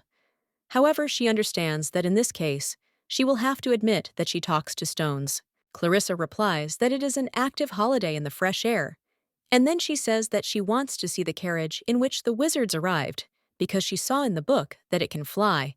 The man asks if she just wants to look at the wizard's carriage, and at that moment, he thinks that they don't fly, and says that, unfortunately, he's not sure if it's possible to do that now, because the wizards are at a meeting. The knight thinks that it is worth going to them after finishing. The girl asks if it is possible to go right now, and looks at the gentleman very sweetly. He says that he thinks everything is fine if they do it quickly, and then offers to follow him. The man shows the girl the wizard's carriage, and then says that it looks nothing special. At this time, the main character looked at the guards and thought that these were knights who guarded the castle wall, and they were very different from the Duke's knights because they looked scary. Suddenly, Clarissa saw the knight walking towards her, and she didn't understand why he was doing this.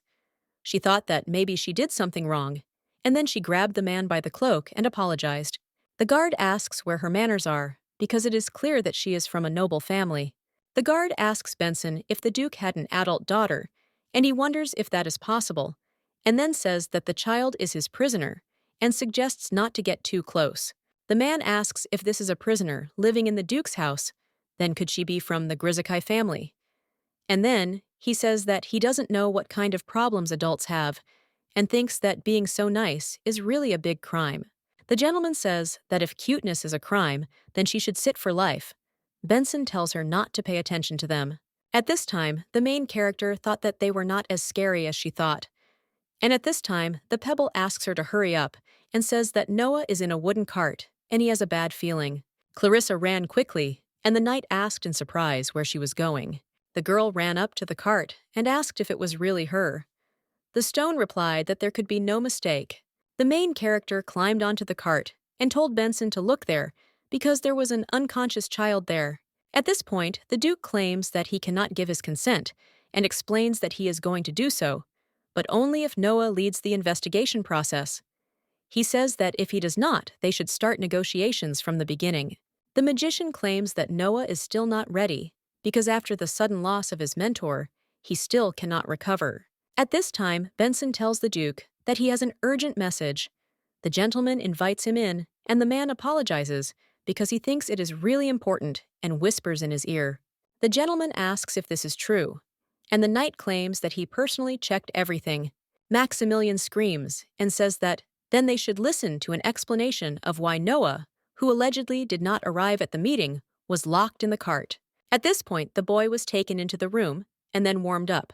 However, he was still unconscious, and so was put to bed. Clarissa asks if he is in pain, and then says that she doesn't see any wounds. The Duchess asks if she is saying that he was locked in the carriage for several days in a row, and then says that if that is true, he must be very exhausted. The lady thinks that the problem is that they can't do anything now. The little girl says that this won't work, and thinks that if he takes off the mask, it will be more comfortable for him. But suddenly, the Duchess stops her and suggests that she wait, since she believes that Clarissa cannot do this without receiving permission. When the girl touched the boy, he woke up and then screamed and told her to take her hands away. Clarissa apologizes and then explains that she just thought he was uncomfortable with her. At this time, the boy does not understand where he is, and he became interested in whether he was not in the cart, and then he used his magic. The Duchess tells the girl to move away because she thinks it is dangerous. Benson enters the room and, seeing the empty bed, asks what happened. The Duke asks if they are saying that Noah has disappeared. The knight explains that when they entered, there was no one in the room except the lady and Clarissa, and it seems that he might have run away, frightened by the situation. The little girl says it's her fault because she touched Noah's mask. Then she says she didn't know he wouldn't like it so much. The Duchess strokes the girl's head and tells her that she shouldn't be so sad because she believes that she did it out of a desire to help him. The lady claims that Clarissa must be very scared too, and suggests that she rest in her room. The Duke says that they should thoroughly search the mansion inside and out. When the little girl was alone in the room, she wondered where he could have gone. At that time, the little stone said that he felt that the boy was somewhere nearby, and he was even sure of it. Hearing this, the main character thought that there was no one in the room, and when she opened the window, she saw a guy sitting in a tree. Clarissa asks Noah if he was there the whole time, and then says that she was worried. The girl saw that the guy was going somewhere, and she asked if he was leaving again, and then asked him not to leave. And at that time, she climbed out the window. But suddenly, the little girl felt that she was falling, and then she saw a guy who grabbed her. Noah tells her to be careful, and then asks what she will do if she gets hurt.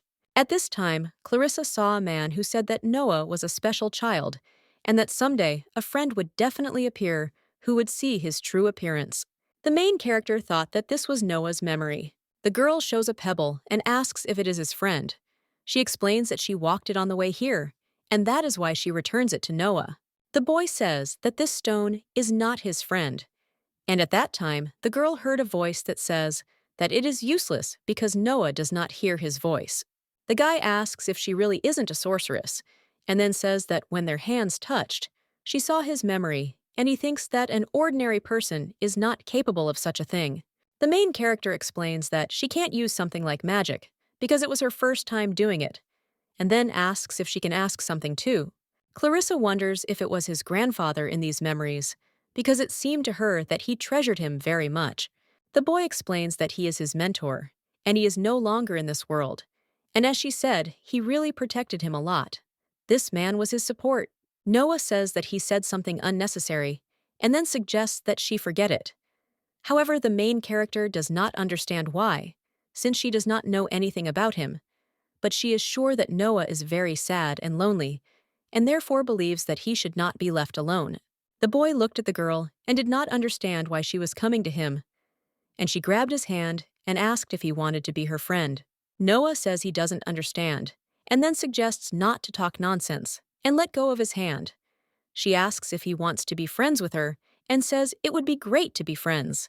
The boy says that she simply doesn't know anything about him, and then says that he is a monster, and frankly, he was going to die in the carriage she found him in.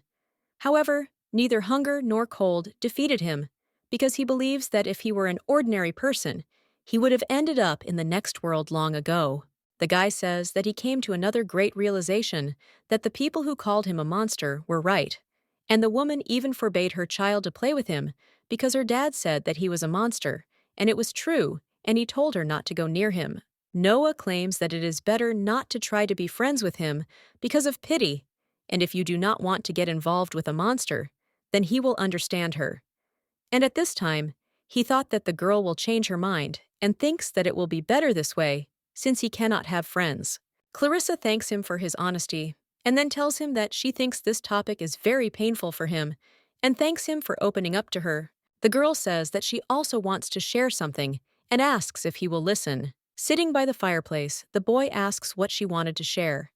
She says that the thing is that she is a prisoner from the Grezekai family, and thinks that she probably should be dead, but she is here thanks to the Duke. The little girl says that her words will most likely sound strange, but now she feels much happier. The boy asks why she told him this. She explains that she wants to be friends with him. Then she asks how he feels about the captive and the monster, and also wonders if he wants to be friends with the captives. The guy asks what if. And so having heard this, the girl was surprised, and then asks him to think again. He tells her to do as she knows. Clarissa excitedly asks if it's true that they're friends now. He explains that he just realized that, after he refused, she wouldn't leave him alone, and then tells her not to cling to him. That day, the main character and Noah were scolded, and the Duke said that it was necessary to tell them that she found Noah. Then it was decided that the boy would stay in the estate until he recovered, and they were also allowed to play. The main character thought that she had been having fun lately because she drew a lot and also played with the boy. Noah asks if she's really talking to the stone, and she surprised asks if he heard it at all. The guy explains that he only senses its mana. The boy understands that a magical wave passes between the girl and this red stone, and at first he assumed that she was a mage, but he thinks that it was something else. He understands that an ordinary mage simply uses mana, but he cannot connect her with the mana stone. Noah asks if anyone knows that she talks to the stone. She replies that he was the first one she told, and the boy suggests not to tell anyone else. The guy asks if she remembers how she said that she is happy now, and then says that if she doesn't want to lose her happiness, then she should keep the story with the stone a secret. The young man claims that those who possess power are alien to a quiet life, and therefore suggests not to reveal their potential. Clarissa says that she didn't quite understand what kind of power it was, and then says that she was just chatting with a rock. Hearing this, the guy says that no one should know about this under any circumstances, and then asks if she understood. At this time, the main character thought that she knew that from the outside she looked strange. The guy looked out the window and saw a carriage, and realized that, judging by everything, he had arrived. The man tells the master that they made a serious mistake and asks him to apologize on behalf of the entire squad of magicians.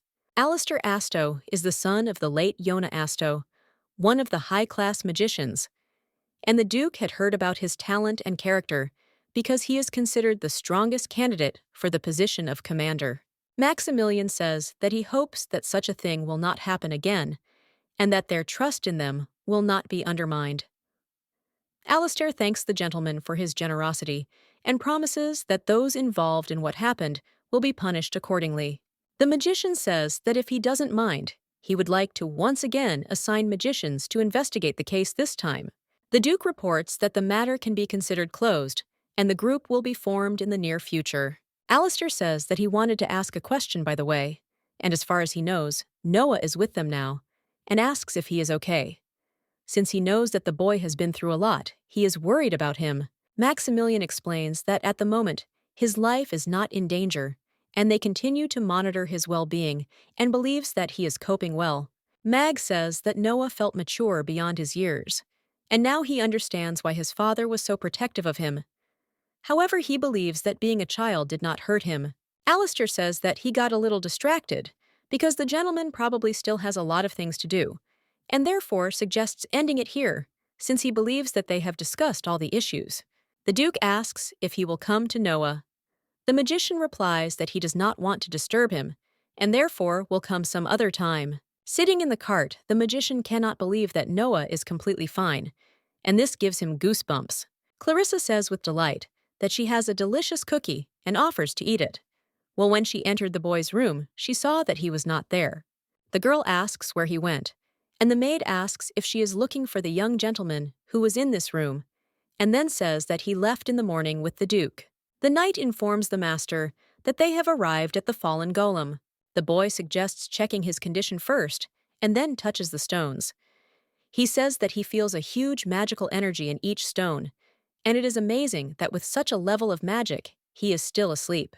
The Duke says that as expected, it will not be easy to lift him, and at that time, he looked at the guy and thought that he still seems like a child, and he does not understand how right it is to trust such a thing to a child. But he cannot say that he doubts his abilities. Maximilian understands that he is still one of the top 5 wizards, and at one time received recognition from Yona Asto. However, something worries him. Noah's mother, Adele, she was such a powerful master of golems that she became the leader of the wizards in her youth. And it is said that there was no one in the world who did not know about her. However, it was impossible to predict that such a woman would leave for another world very early. About 10 years ago, monsters invaded the northern wall, and the Silver Demon War began. They say Adele went to war pregnant, and according to survivors, shortly before the end of the war in the middle of the night, Adele's golem collapsed on the barracks where she and the king were. On the brink of death, she decided to save her child, and with great difficulty managed to get the baby out from under the rubble. That child was Noah.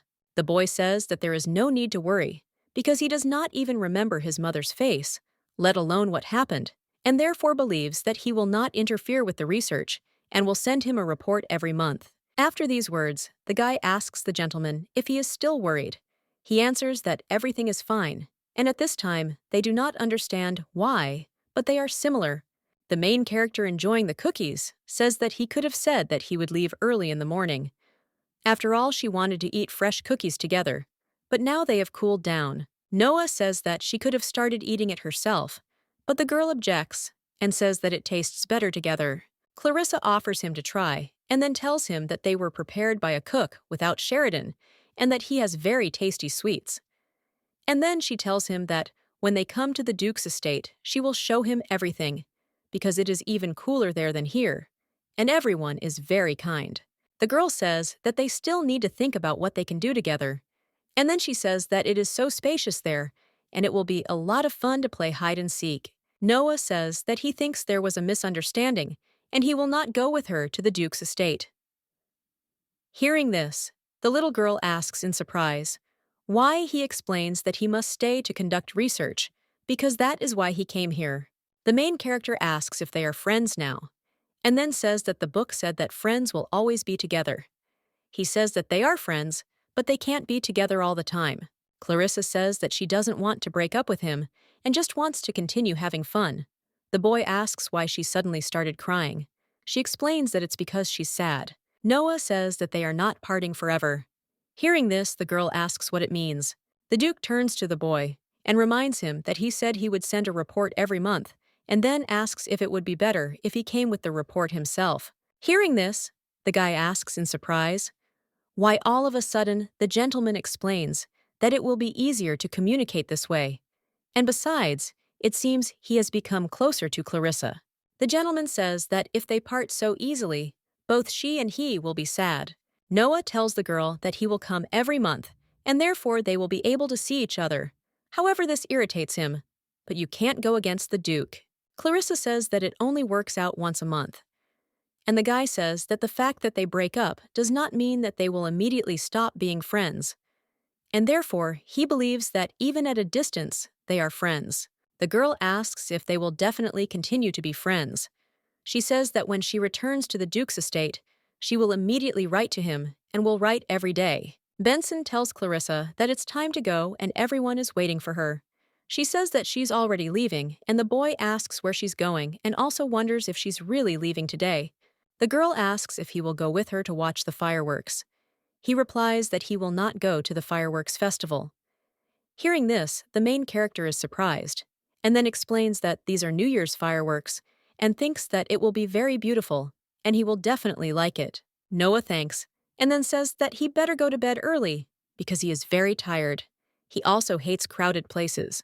At this time, the main character was in deep shock due to 2 refusals. Benson explains that if he doesn't like it, then there's nothing he can do, and then asks maybe some other time, and in the end, the girl goes alone.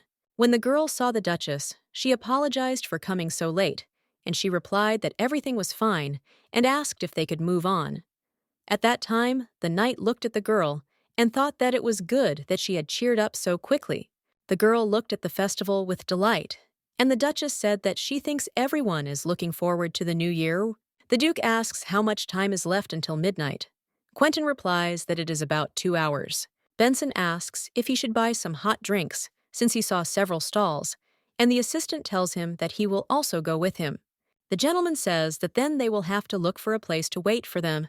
Suddenly, the girl heard the boy calling his mother because he saw a free place, and he suggested that she go there quickly. The woman calls him a scoundrel, and then reminds him that she said it was dangerous to run like that, and suggests that he take his mother's hand so as not to fall. The Duchess tells the girl that they still have a lot of time, and therefore suggests that they sit down and wait, and points to a free bench. However, the lady does not understand where the girl is looking, and when she looked in the other direction, she saw a happy boy who was walking with his parents.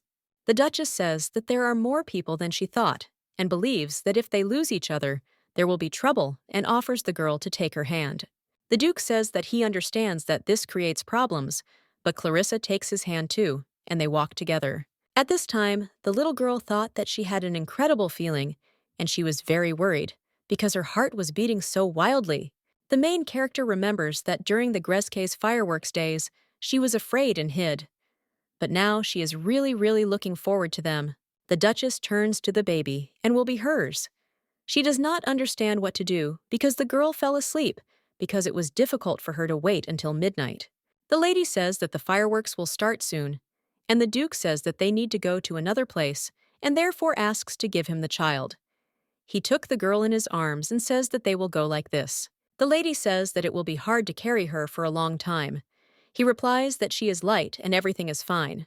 The Duchess looked at the Duke, who was holding the girl, and thought that it was like a father and daughter, and at that moment she blushed because she realized that if he was the father, then it turned out that she was her mother, and she did not understand why she had such thoughts. After all, she thought that she was behaving like a fool. The lady thought that realizing her feelings for the Duke did not change anything, because she understood that she was still not a real Duchess. The woman remembers that he said that in a few years he would definitely give her freedom, and she believes that such a life will soon come to an end. And perhaps today they are celebrating the new year together for the last time. The Duchess looked at the gentleman, and she wondered how long he had been looking at her. The Duke calls her his wife and says he has something he wants to tell her. She asks him in surprise what he wants to say, and he says he will tell her later, and then turns to Clarissa and says he knows she is awake. The Duchess asks the girl when she woke up, and at that time, the little girl thought that the correct answer would be from the beginning of the fireworks, and then pretended to be asleep. The girl apologizes and then says that she thought they were discussing something important. The gentleman objects and says that it was not at all. And at that time, the lady thought that it meant nothing like what she expected. Clarissa looked at them and thought that there was a strange atmosphere between them, and thought that it was because she had interfered in the conversation, and she also didn't understand how to make their relationship better. The little girl suggests that they hold hands, and the Duke asks in surprise why this is so. The girl replies that they themselves said that they should hold hands because there are a lot of people, and it is easy to get lost, and therefore she believes that they should hold hands. The Duchess says that they are already adults, and therefore thinks that everything will be fine, and then asks if she wants to hold hands, the three of them, like last time. Hearing this, the main character thought that everything was wrong, and that it was not she, but they who should hold hands. The girl says that the Duchess is too light, and therefore, if the wind blows, she can fly away, and then she claims that his lordship should take her hand. The gentleman wondered if she had understood everything and thought that she knew them as loving spouses. But he thought that it looked strange. He said that nothing could be done, and then asked the lady if she would mind if they held hands for a while. The Duchess agrees, and at that time she thought that she doesn't know what to do, because he's just holding her hand and her heart is ready to burst. And the Duke looks as usual, and she just looks like an idiot who is worried for some unknown reason. When the main character saw the boy, she asked if she could really take this red stone. He replied that of course she could, since he couldn't communicate with it, and thought that he would be better off with her. Clarissa says that she wants to give him something too. He claims that there is no need for that, since he did not give it to her to get anything. The girl asks him to wait, and then asks him to turn his back. A few minutes later, she says it's ready, and he asks in surprise if she tied his hair. The little girl says that this is a sign of their friendship, and therefore asks not to lose it before they meet, and to be sure to wear it. The Duchess reports that Clarissa said goodbye to Noah. Then she asks the girl what's wrong with her hair, and suggests that she sit down because she will tie it up. The girl says that she actually gave one ribbon to Noah as a sign of their friendship. The lady says that she is glad that she has a dear friend, and then says that she is done, and asks the girl if she likes her new hairstyle. She says that it is very beautiful, and thinks that she has hair like a princess. The main character asks the lady how she learned to braid so beautifully, and also wonders if she trained a lot. She answers that she often braided her friend's hair, and then says that if she liked it, she can braid her hair more often. At this time, a woman came to the estate and said that it was good that they arrived safely because she had arrived to meet with Duchess Sheridan. The guards say that they were not informed about the guests and offer to introduce themselves. The lady says she is a friend of Duchess of Acela Sheridan Brielle Woods. At this time, the Duchess dozed off and then woke up and asked how long it would be to go. But suddenly she realized that the gentleman had been looking at her all this time. The Duke says that she can sleep a little longer, since they are still far away. But the lady claims that everything is fine, and she has slept well. The Duchess looked at the guy and thought that he had been busy with paperwork the whole way, and thought that probably a little work had accumulated during his departure, and he understood that when he returned, it would be difficult to see the Duke. The gentleman asks his wife if she's busy tomorrow. She asks if he wants to assign her something. The Duke explains that a visit to the city center is planned for tomorrow morning, as it is New Year's Eve, and now that the war is over, it might inspire the townspeople, and so he would like her to go with him. Maximilian explains that he thought about going, but he thinks that it would be better if the spouses came, because people would like to see them there more. She says that she will go because she is his wife. And at that time, the Duchess thought that she couldn't wait to go to the city with her husband. When they returned to the estate, Clarissa told the maid that it was time for her to go to bed. And the butler informed the master that during their absence 2 days ago, a guest had arrived who introduced herself as a friend of the Duchess. And the man explains that she arrived without an invitation, and they wanted to send her away, but the weather suddenly turned bad, so they took her to a separate building. Brielle comes to them and asks how to live, and then hugs the Duchess and says that she missed her. The lady asks why, so suddenly, and the guest explains that she has not seen her friend for a long time and missed her, and asks if this man is Duke Sheridan. The girl asks for forgiveness, and then says that her name is Brielle, and she is an old friend of Acela, and she says that she is sorry that she showed up without warning because she was abroad and only found out that Acela got married. Brielle says her friend married such a wonderful man and didn't say a word to her.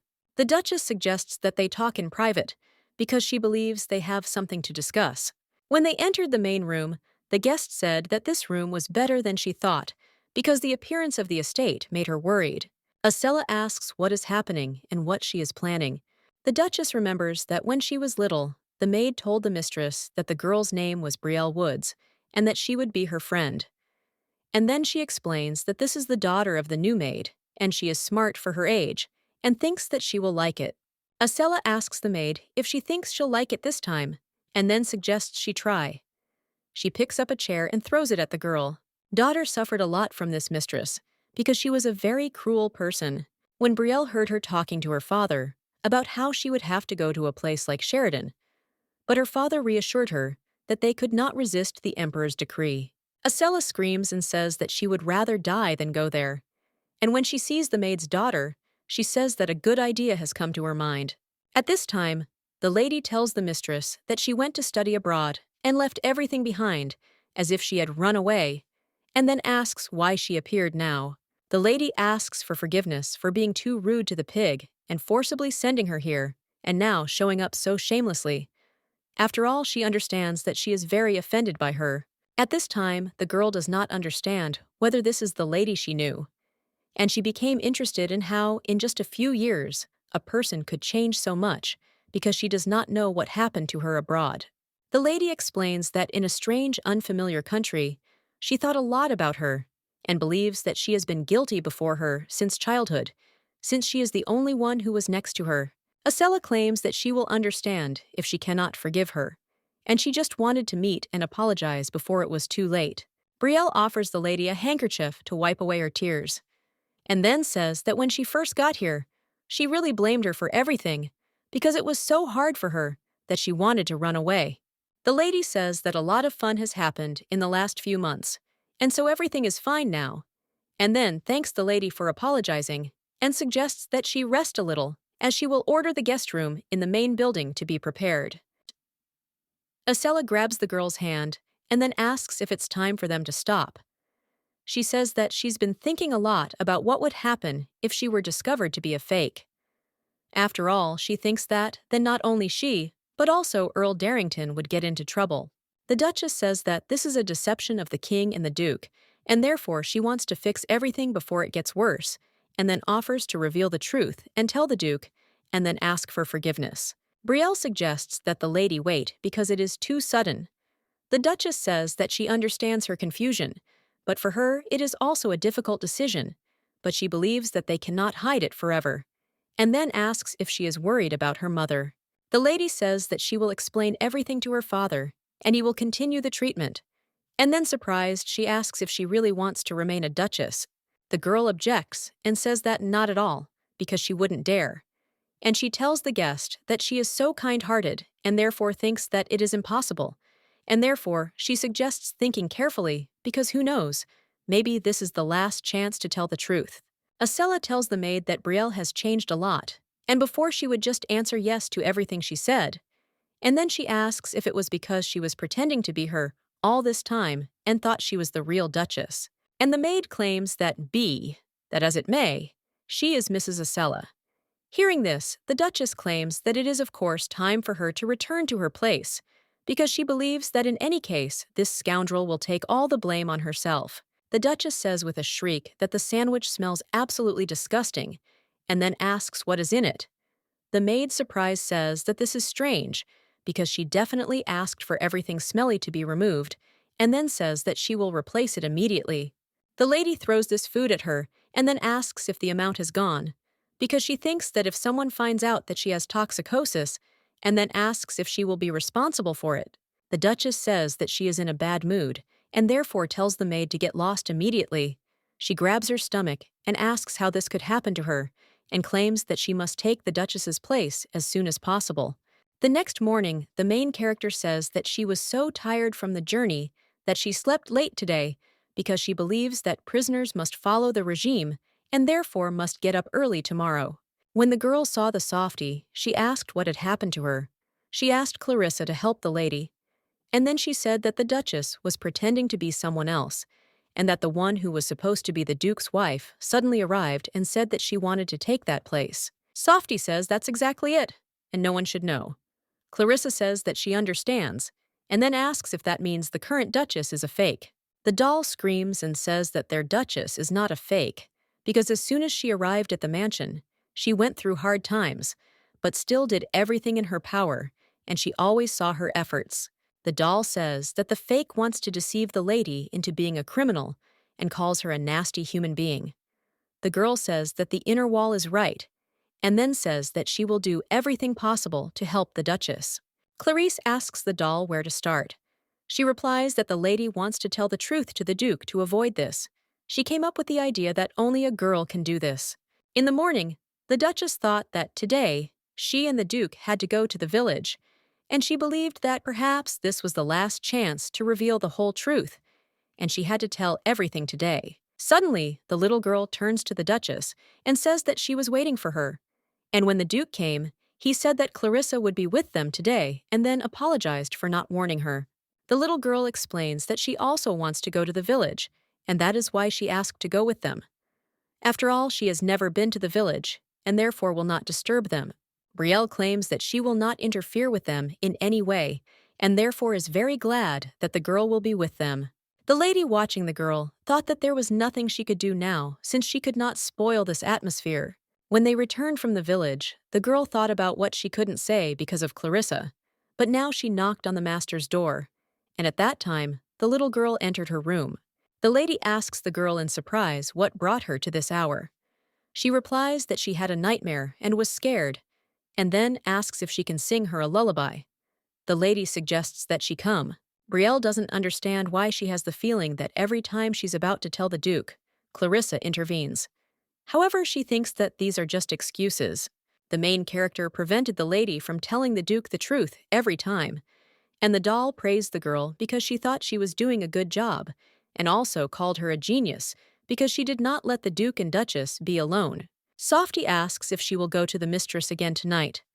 The girl answers that she will come to her to read a book, and then looks at the clock and thinks that it is time. The doll says that it seems that she has little magical powers, and therefore she will sleep a little, but the girl can call her when she needs hers. Clarissa heard someone knocking on her door, and then opening it and asking if the Duchess had arrived. The woman asked if prisoners lived in this room, and then offered to talk. When she saw her, the little girl thought that she looked almost like a duchess, who was supposed to marry a duke. Acela says that she hadn't heard anything from Brielle for several days, and wondered if something had happened to her. But as far as she knows, every time she was with the Duke, the girl interfered with them and seemed to not want the truth to come out. The lady looked at the baby and said that she was right, and then said that Brielle is stupid if she was caught by a child, and then asks what she should do with this firmware, because she thinks it will be bad if she continues to interfere. The Duchess saw the fairy tales and the diary with the pictures, and the girl says that it is hers and asks to give it back. The lady asks if she wants to continue living with them in the estate. The lady says that they are suitable for each other because she is a prisoner who was supposed to die, and a swindler who takes the place of the Duchess. The girl claims that the Duchess is not a fraud, and the woman says that with such a low origin to be called a Duchess is already a fraud. And then she says that when she becomes a Duchess, she will kick Brielle out of the estate, and the same applies to such a dirty criminal as she now. The woman looked at the diary and said that she understands that they are on good terms and thinks this is wonderful, since they will both sit in prison and draw their absurd drawings.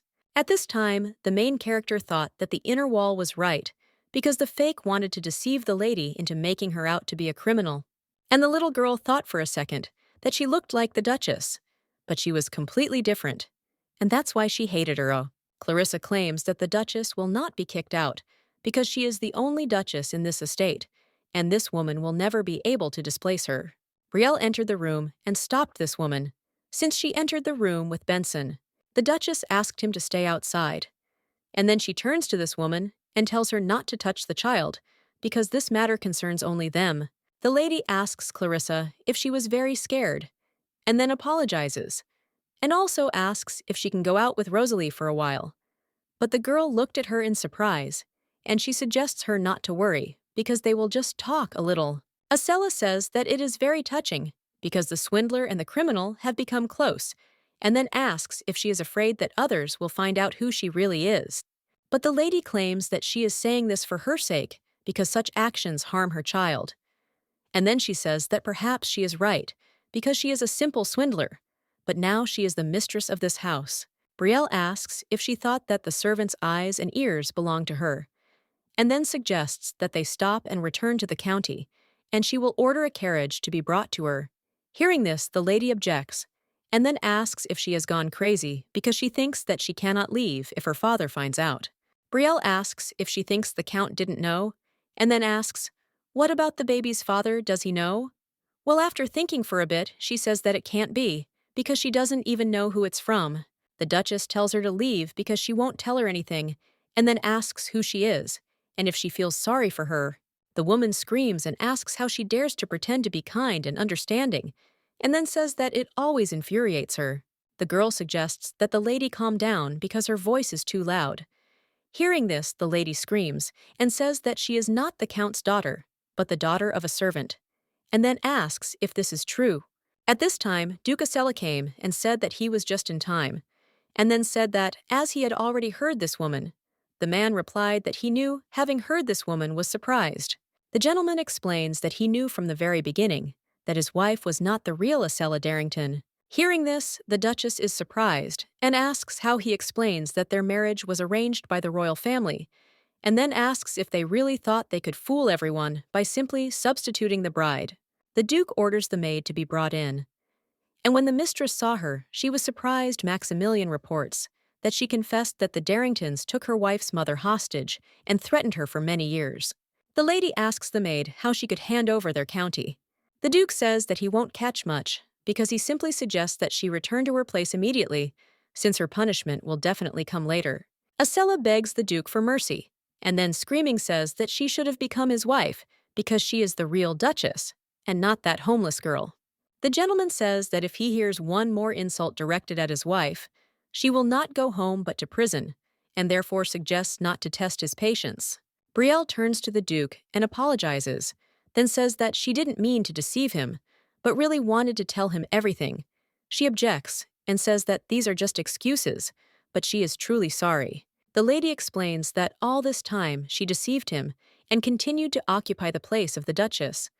Maximilian asks if she heard him, and then says that he was not deceived because he knew everything and married her. The gentleman says that he hid the fact, so it turns out that he was the one cheating. She asks in surprise why. After all, she doesn't understand that he knew that she was a fake and wonders why he married her then. The lady asks because he felt sorry for her or simply didn't care. And at that moment, she thought that she didn't understand what was wrong with her because she couldn't thank him. Maximilian explains that he did not feel sorry for her, and then remembers that when he first saw her while he was removing her veil, he realized that she was trembling all over. His Majesty asks who they take the royal family for because he does not understand how they could find a similar girl and pass her off as a bride. The Duke says that they are similar, and at that moment, he thought that they are completely different. The Emperor says that it is impossible to tell them apart. And then it is reported that most likely she is the illegitimate daughter of the Count, since silver hair is a very rare phenomenon among ordinary people. His Majesty asks what they will do. After all, he believes that they dared to deceive the royal family, and therefore it is impossible to limit themselves to a reduction in status and confiscation of property, but only the death penalty. The Emperor says the same applies to the fake bride. But Maximilian objects and asks to let their marriage take place, and then explains that he does not know why, but has decided that they should marry. At this time, the Duke does not understand how to explain all this to her, and then he says that he can say for sure that he did not do it out of pity. The guy turns to his wife and says that he knows he's late, and then asks her to tell him her real name. At this time, the girl does not understand what to do because she did not want to stand in front of him with such a look, and then says that her name is Brielle and begins to cry. The lady apologizes, and then explains that she got something in her eye. Meanwhile, her husband hugs her and tells her that she is now Brielle Sheridan. The main character writes a letter to Noah about how she wanted to write to him as soon as she arrived at the estate, and therefore apologizes for being so late. The girl writes that they had a guest, and that's why she didn't have time to write. It turned out that this guest was a terrible person, because she wanted to throw out the good Duchess and said bad things to her and tormented her. Clarissa writes that there is nothing to worry about because when she pestered her, the Duchess appeared and protected her. Then she heard from Rosalie that the Duke kicked out this bad man, and then asked what he thinks about it because he thinks that they are both so good. The baby writes that she can be near such people makes her incredibly happy, and she loves them all very much. And so she thought about it because she doesn't know what she can do for the estate. The man tells the girl that she does everything well and that she is good at it. When the Duchess saw the little girl with a broom, she asked in surprise what she was doing. She answered that the gardener taught her how to sweep snow properly. The man says that Clarissa said that she wanted to learn, and since it was safe, he agreed. He says that this girl is learning quickly, and it seems that in a little while, she will surpass him and then smiles. The Duchess says that Clarissa is amazing. The little girl asks if they went out together today.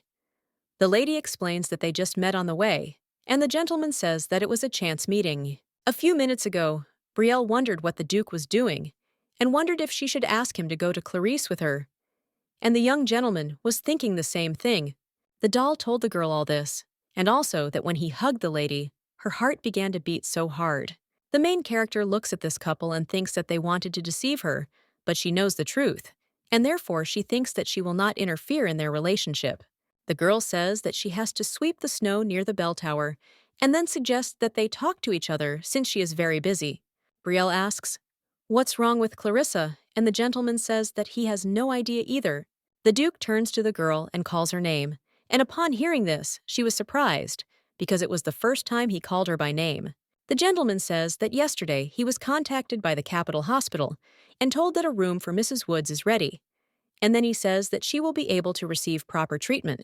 Hearing this, the lady was very happy and then thanks the Duke, and says that she does not know how to repay him for this kindness. He claims that he simply did what he had to. Maximilian says that when her mother moves to the hospital and her condition stabilizes, then she can visit her. He says that he still needs to talk to His Majesty about punishing the Darrington family, and then asks if she would mind going with him to the capital. Brielle happily says that she doesn't mind. And at that moment, she thought that she was so glad that she would finally see her mother and couldn't wait for this meeting. The Duke looked at the lady and thought he had misunderstood. At this time, the main character turns to her grandfather and asks him to look, because she believes that she has found a treasure. Maximilian looked at the girl's hand and did not understand what was so special about the old glove. The gardener says in surprise that his wife gave him this glove before she died, and he lost it a few days ago, and was so upset, and then asks how she found it, because he couldn't, although he tried very hard. At this time, the stone guard says that he lost her near the bell tower and was looking for her in a completely different place, and considers it very depressing to watch this. Clarissa explains that she was just sweeping near the bell tower and saw it, and then says that, in any case, she is glad that she found his treasure. The man claims that this little girl is a treasure herself. Hearing this, the Duchess says that she thinks something similar happened last time, because someone lost the recipe in the kitchen, and Clarissa found it, and she doesn't know how she did it, and the servants simply adore her. Brielle says that she feels like the atmosphere in the estate has changed a lot since Clarissa arrived, and thinks that it's her power that lights up everything around her. The lady says that this little girl is so kind and innocent, and then asks what the gentleman thinks. Clarissa turns to the Duke and says that she has done all her business.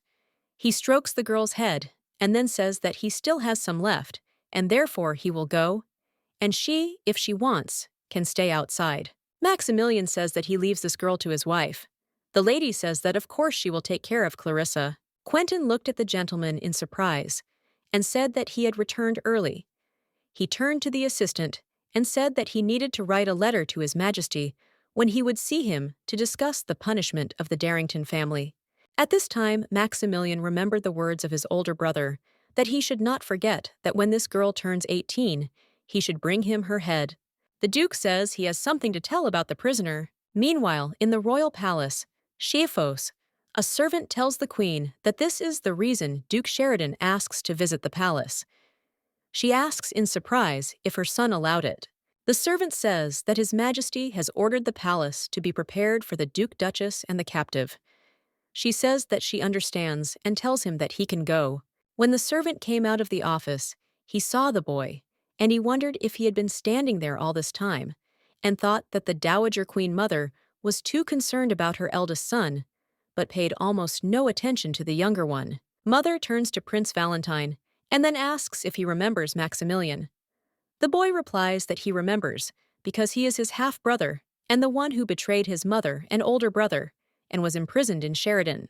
The Queen says that it is very good that he remembers, and then says that this dangerous man threatens the government, and therefore suggests that, under no circumstances should he get involved with him, and then asks if he understood. Her Majesty says that she knows that her son is smart and obedient, and then says that he can go. Hearing this, the boy was surprised because he wanted to hug her. The gardener asks if Clarissa is really leaving them, and the cook asks if she is leaving for a whole month and does not understand what they should do since they have everything planned, and also tells her not to forget to try hard in the capital. The girl tells him not to worry, because she will return completely healthy, and the Duke says that it is time for them to go. Sitting in the carriage, the main character thought that today she was going to the capital with the Duke and Duchess. Initially, they were supposed to go together, but the Duke said that living in cold Sheridan all the time was harmful to development, and at the same time, they would buy baby things in the capital. and so he allowed the little one to go. The young lady thinks that being away from Sheridan will be sad, but when she thinks that everything is for her to grow up to be a cool 18-year-old girl, it is not so sad. 2 weeks later, the lords arrived at the Eastern Palace. Clarissa says it's just like a fairy tale, and then asks if they're really going to live there. The Duchess says that she will visit her mother in the capital's hospital and will return soon. At this time, the girl heard that the knights were saying that they did not understand how His Highness could settle the Duke in this palace, and they also could not believe that he was given such a small palace when he deserved to live in the main one.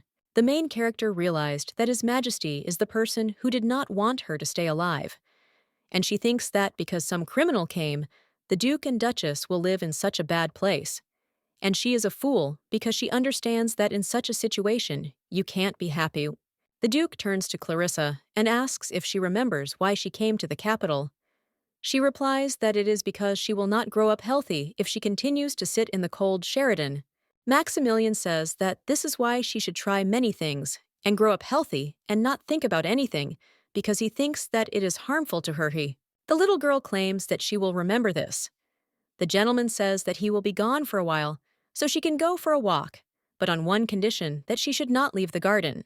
Clarissa tells the Duke that she will work hard to grow up healthy and will eat well and read, and so asks if he can pass on her words to His Majesty if he meets him. Maximilian agrees. When the girl was left alone, she told Softy that she could get out, and Pebble said that she thought she would go crazy from the heat. The little girl says that the Duke gave her permission, and therefore suggests exploring everything there, and then says that she took a backpack with her. Walking through the garden, Clarissa saw a huge tree and said that it must be very old. Softy showed the girl that under the roots there is an entrance to a tunnel, and from there comes the voice of the stone. The girl does not understand why the talking stone is in such a place. She became interested in what it could say, but suddenly she thought that something might happen, since she did not even receive permission from the Duke. Clarissa muses that she will go there for a short while to look at the stone, and then asks how there could be something dangerous in the palace. The baby says that she is fast, and if she feels danger, she will immediately return. When she went inside, she thought that it was darker there than she thought, and she could not see anything. The girl asks the softies if they have arrived, yet she replies that she thinks they are approaching.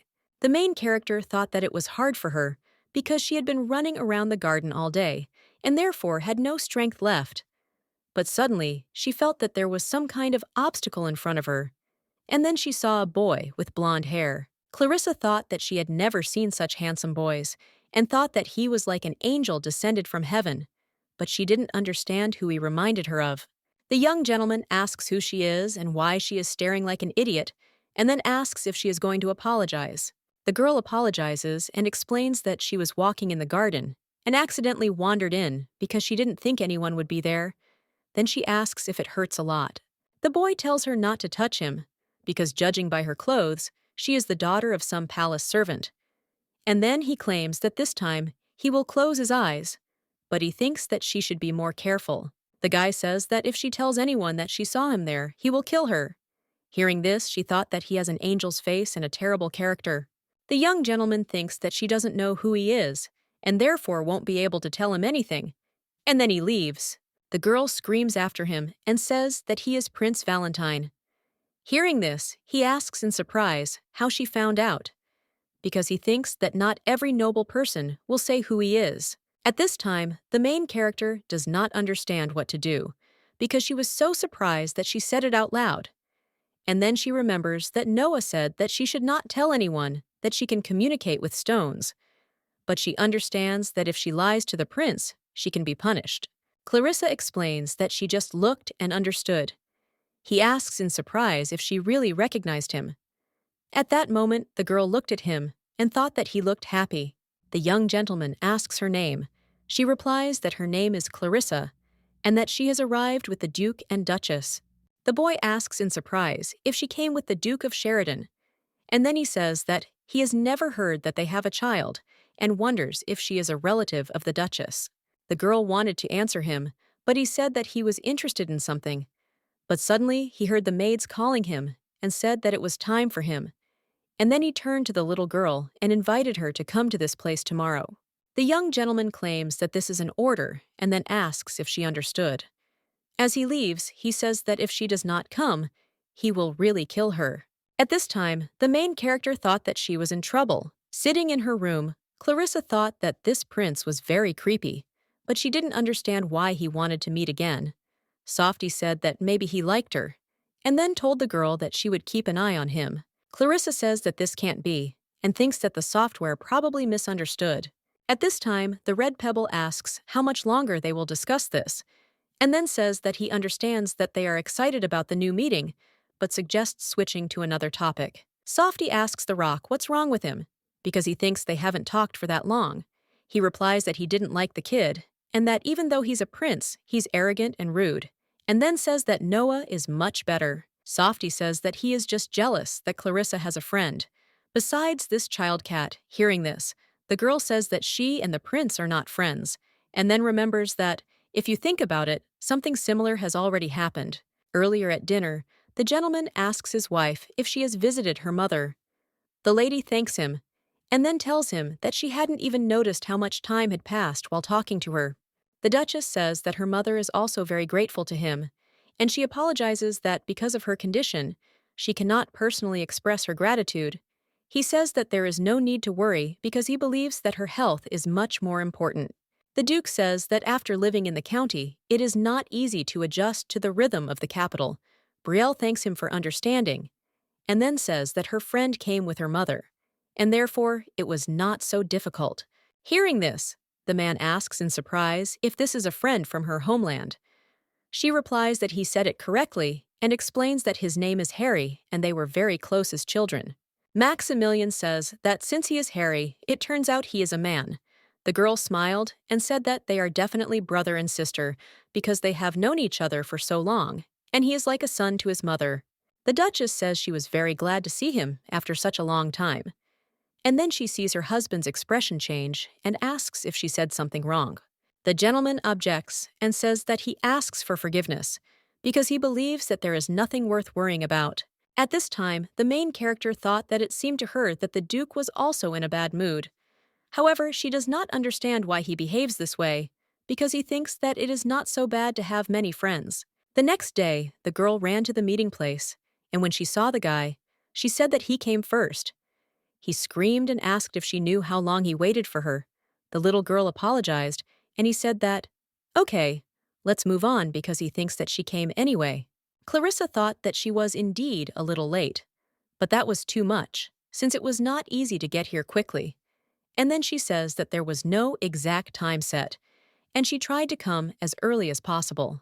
The girl says that if he sets a time, then next time she will definitely be earlier. Having heard this, the guy is surprised and then asks if they will meet again next time. The prince says that he really didn't set a time, and therefore apologizes for the unfair accusations. Hearing this, the main character thought that he was not as creepy as she thought. The guy says that in any case, the reason why he called her today, but suddenly felt pain in his hand, and the little girl asks in surprise if he is okay. Valentine says that he thinks he accidentally cut himself. Hearing this, Clarissa suggests that he wait a little and then climbs into her backpack and takes a medical bandage, disinfectant, and plasters, and then says that it is good that she took a first aid kit with her. The girl asks if he can give her his hand, because she will help him. Hearing this, the boy is surprised, and then says that everything is fine, because it is just a scratch, and he will figure it out. But she claims that this is not possible, and says that even if you do not treat a small wound, it will hurt. Clarissa treated the boy's finger, and at that time, he thought that it was the first time he heard such words about how even if you don't treat a small wound, it will hurt. The young gentleman remembers that when he broke his knee and told his mother that it was very painful, she asked if he came only because of this. The main character says that it is ready and he will not be sick anymore. He looked at her and does not understand why he has such a feeling. The Duke and his companions stayed in the capital in the small palace, and on the morning of the fourth day, the gentleman and his assistant were training a. Quentin says he can't beat the Duke, and the gentleman says he should protect his left shoulder better and suggests being careful, and the boy says he'll try harder. Maximilian says that they will return to training at noon and therefore suggests that they rest. Suddenly, the Duke saw the lady and then greeted her. She asks if he is returning from training.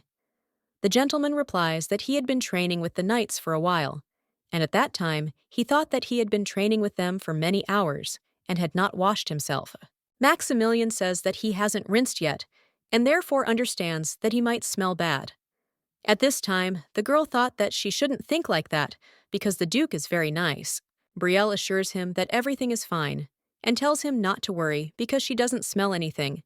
He asks if she's going to the hospital and says that today is later than usual.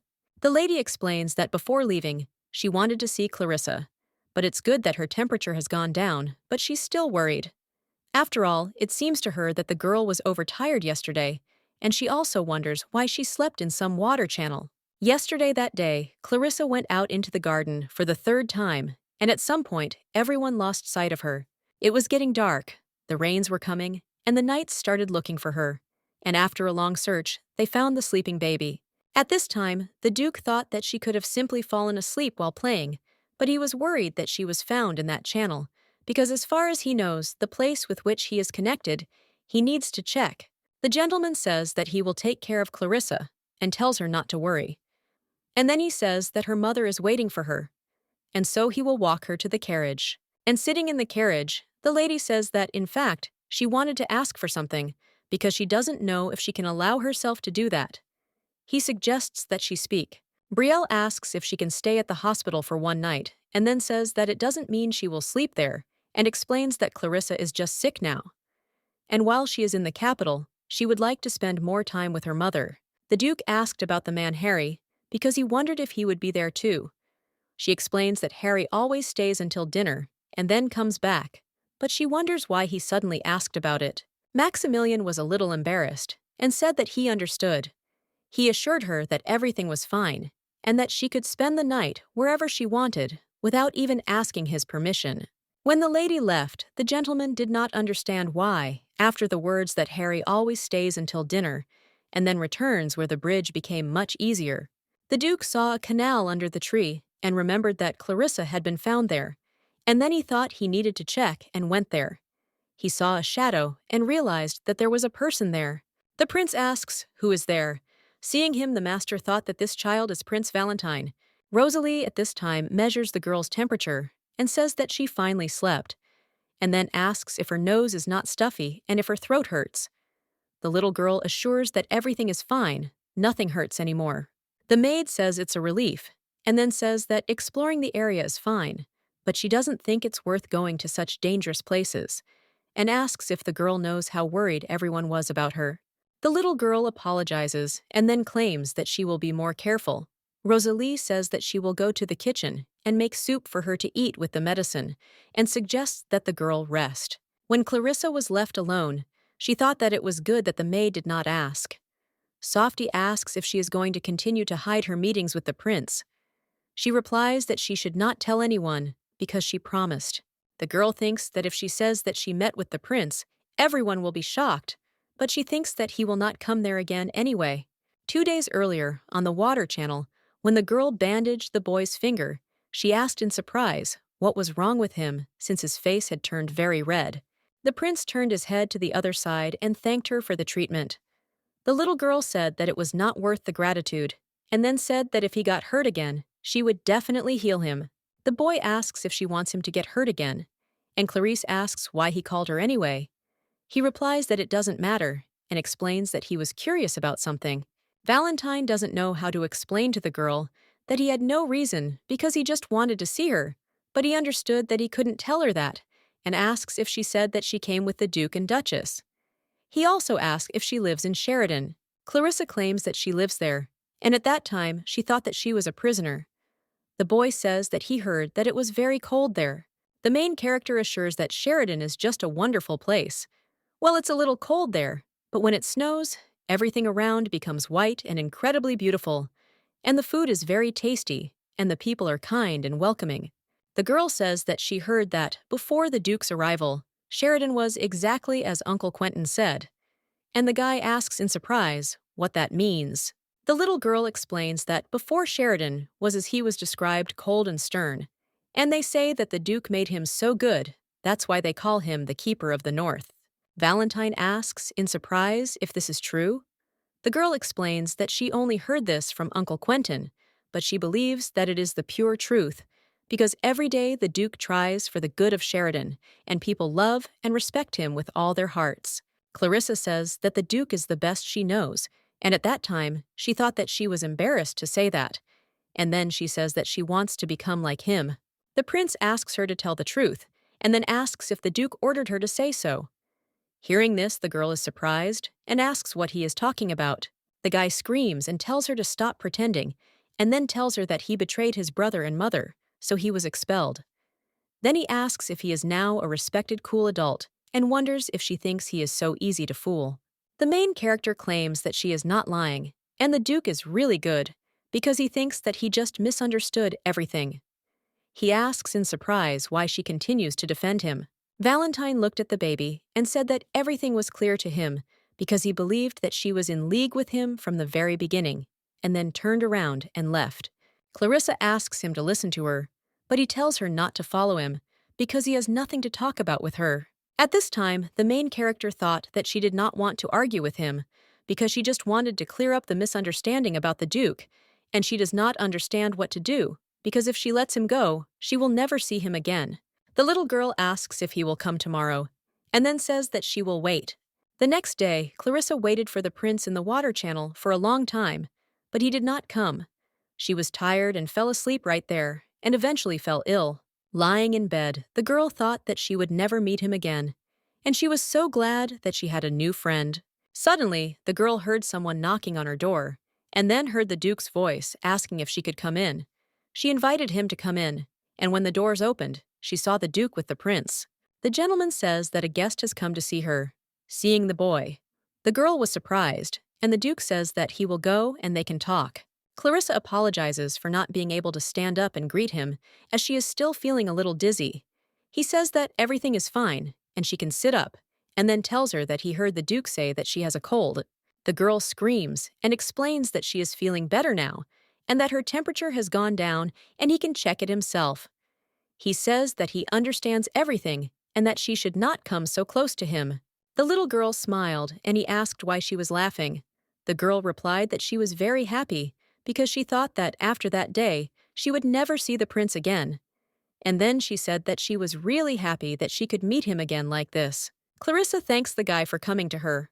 However, she became curious about why he came to her with the Duke, and she explains that she means that the prince hates him. The girl claims that she is not asking because she is just curious.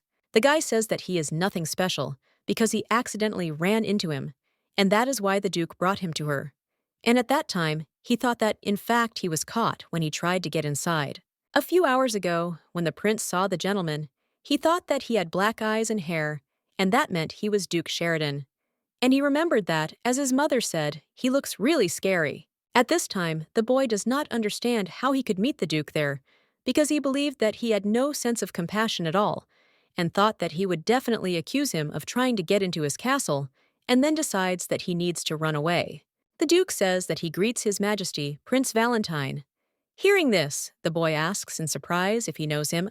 Maximilian says that he may not remember, but they met when he was very little, and then says that he has grown a lot since their last meeting.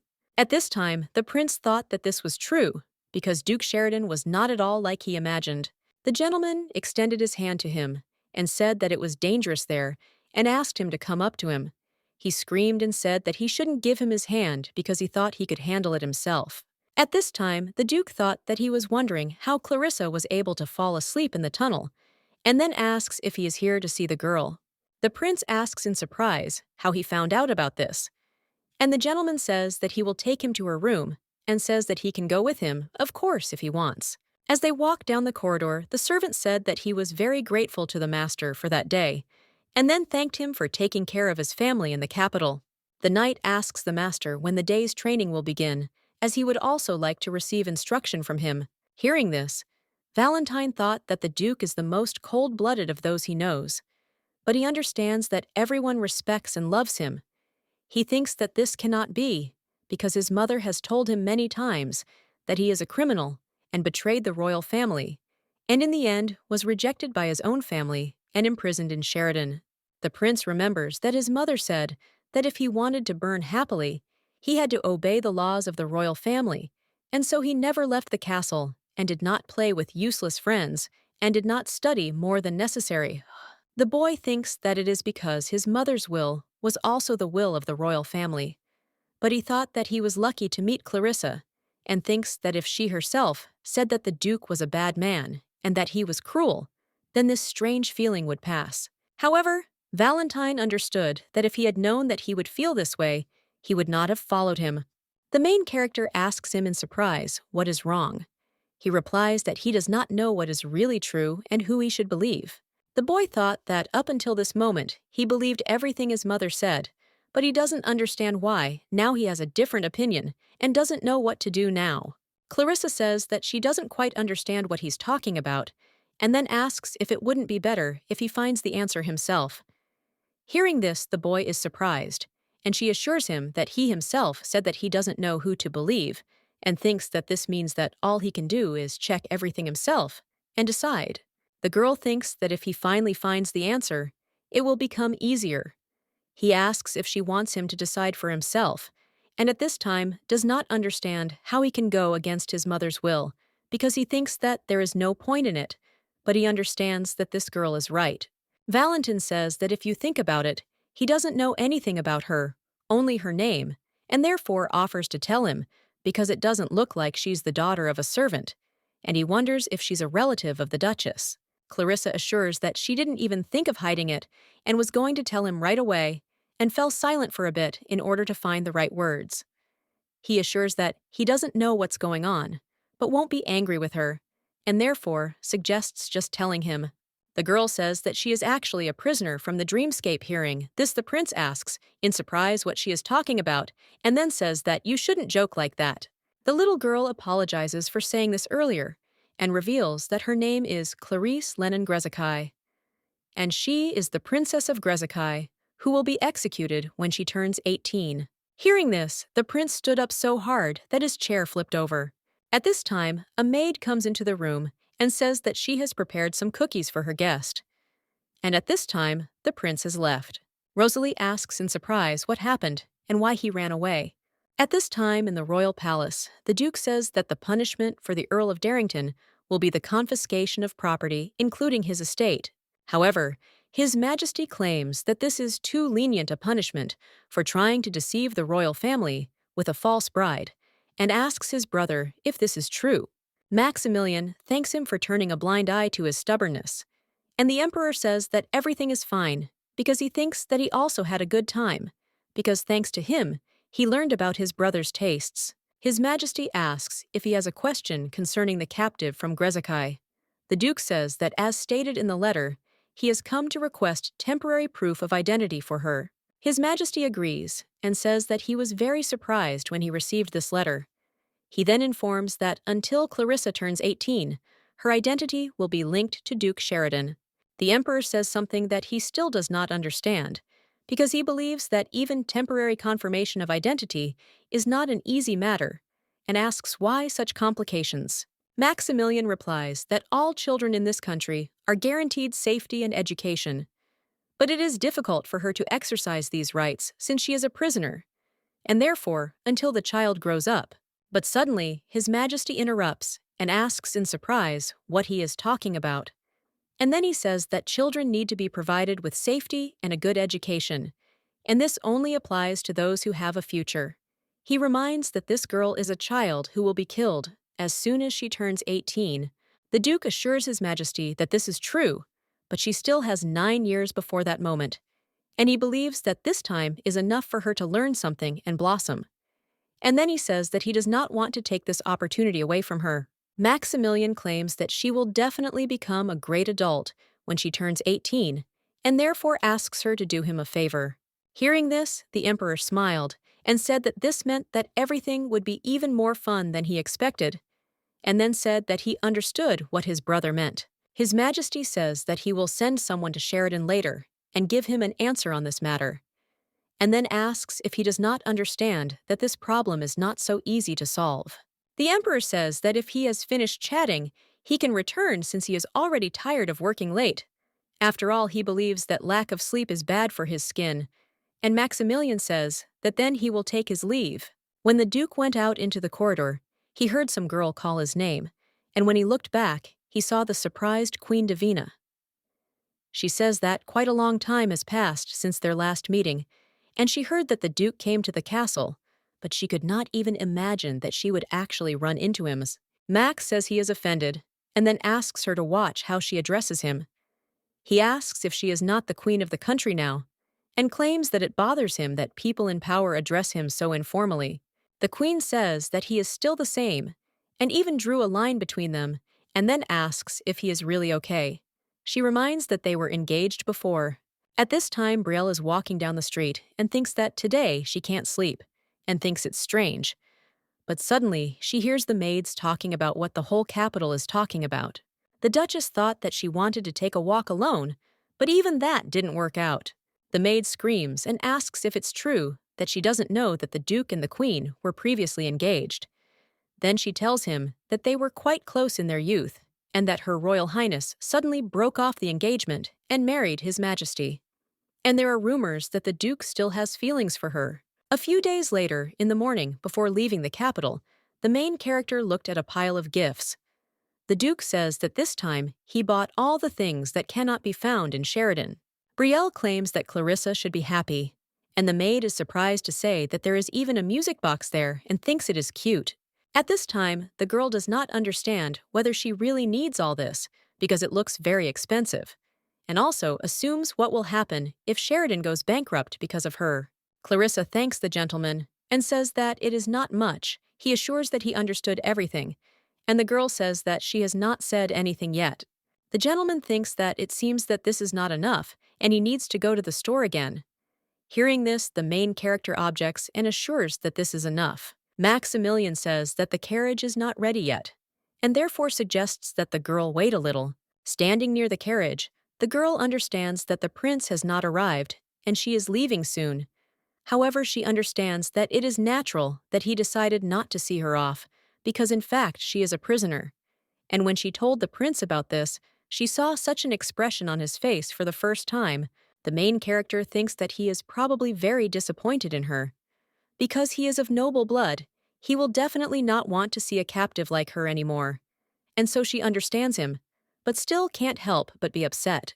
Clarissa wanted to wrap the toy in the carriage, but it seemed to be stuck. But suddenly, the girl felt that someone helped her, and she heard a voice saying that it was probably difficult to be so clumsy. The main character saw the prince and asked in surprise why he came. The boy asked if she wanted to see him, and she objects and says that not at all, because she is a prisoner, and therefore thought that the prince would hate her now. Since that day, he did not come to play with her. Valentine calls her an idiot and claims that she said she was a prisoner, and then asks how he could see her right away. He explains that he came to her in a hurry because he suddenly learned that she was leaving today. The boy reminds her that she told him that he should make decisions himself because then it will become easier for him, and explains that this is why he has been thinking about it a lot in recent days. The prince asks if she knows what the civil service exam is. He says that it is a national exam, and to pass it, he needs to master all kinds of arts and sciences, and even know history. And moreover, a person's personality also matters. The young gentleman claims that this is an extremely difficult test, and if she passes it, not only will her name be in the newspaper, but everyone will respect her. And then he asks if she understands this. The girl says that it sounds very cool, and the prince says that he is going to pass this exam, and even if his mother is against it, he will definitely pass it and become the best. When Valentine saw the Duke, he screamed and said that he would personally decide what kind of person he was. And then he told the girl that he would personally monitor her behavior on behalf of the royal family. Clarissa asks if this means the prince will be coming to Sheridan. He replies that it is not some pleasure trip, as he is going to keep an eye on her. In any case, he means that it was nice to meet her, and he looks forward to seeing her again. Soon after leaving the capital, a warm spring arrived in Sheridan. The knight tells the girl to stop running, but she ran like that in order to meet Noah. The boy with blue hair says that she shouldn't greet him like that, and the girl explains that she really wanted to meet him and couldn't help herself. Clarisse asks if he wants to report to the Duke first. He says he does, but he thinks there's nothing special, and that it will all end pretty quickly. She suggests they go see how much the beans she planted have grown in the evening. The boy looks at her and says that she is dressed more brightly than usual, and she is in a good mood. The girl explains that this is a special outfit that she bought, and invites him to look at it, and then asks if he likes it. Noah says that it's very sweet, and then asks the lady if she got dressed up like that because he came. The little girl replies that she needs to make a good impression on the teacher who is coming today. Hearing this, the guy asks in surprise if she wants to study. Clarissa reminds him that she told him that she wanted to prepare for the civil service exam, and so she talked to the Duke, and he provided her with a tutor. Noah says he hopes he likes it there. I think he must be a good person. The butler tells the mister to wait, because the Duchess and the Duke will be arriving soon. And at that time, he thought that he was finally in Sheridan. A few months ago, news appeared that the Duke of Sheridan was looking for a tutor, but the capital's eminent teachers were unwilling to go to Sheridan because it is located in the north and is on bad terms with the royal family, and they fear the wrath of the ruling dynasty. So the news reached Lockhart when he was teaching children of local aristocrats. And when he read it in the newspaper, he thought that there was no information about teaching, except that he was 10 years old and he was offering such a lot of money, and it was more than a tutor's salary in the capital. Mr. thought that the youngest prince, who was secretly raised by the royal family, was not 10 years old. And at that moment, he remembered the letter he received from his younger brother, who participated in the war against the Dream Kyle. The man thought that the rumors that the Duke and His Majesty were on bad terms were false, but he realized that they seemed to be good friends, and he wondered if there was some reason to hide this from the public. But then he didn't really think about whether this student could be the younger prince.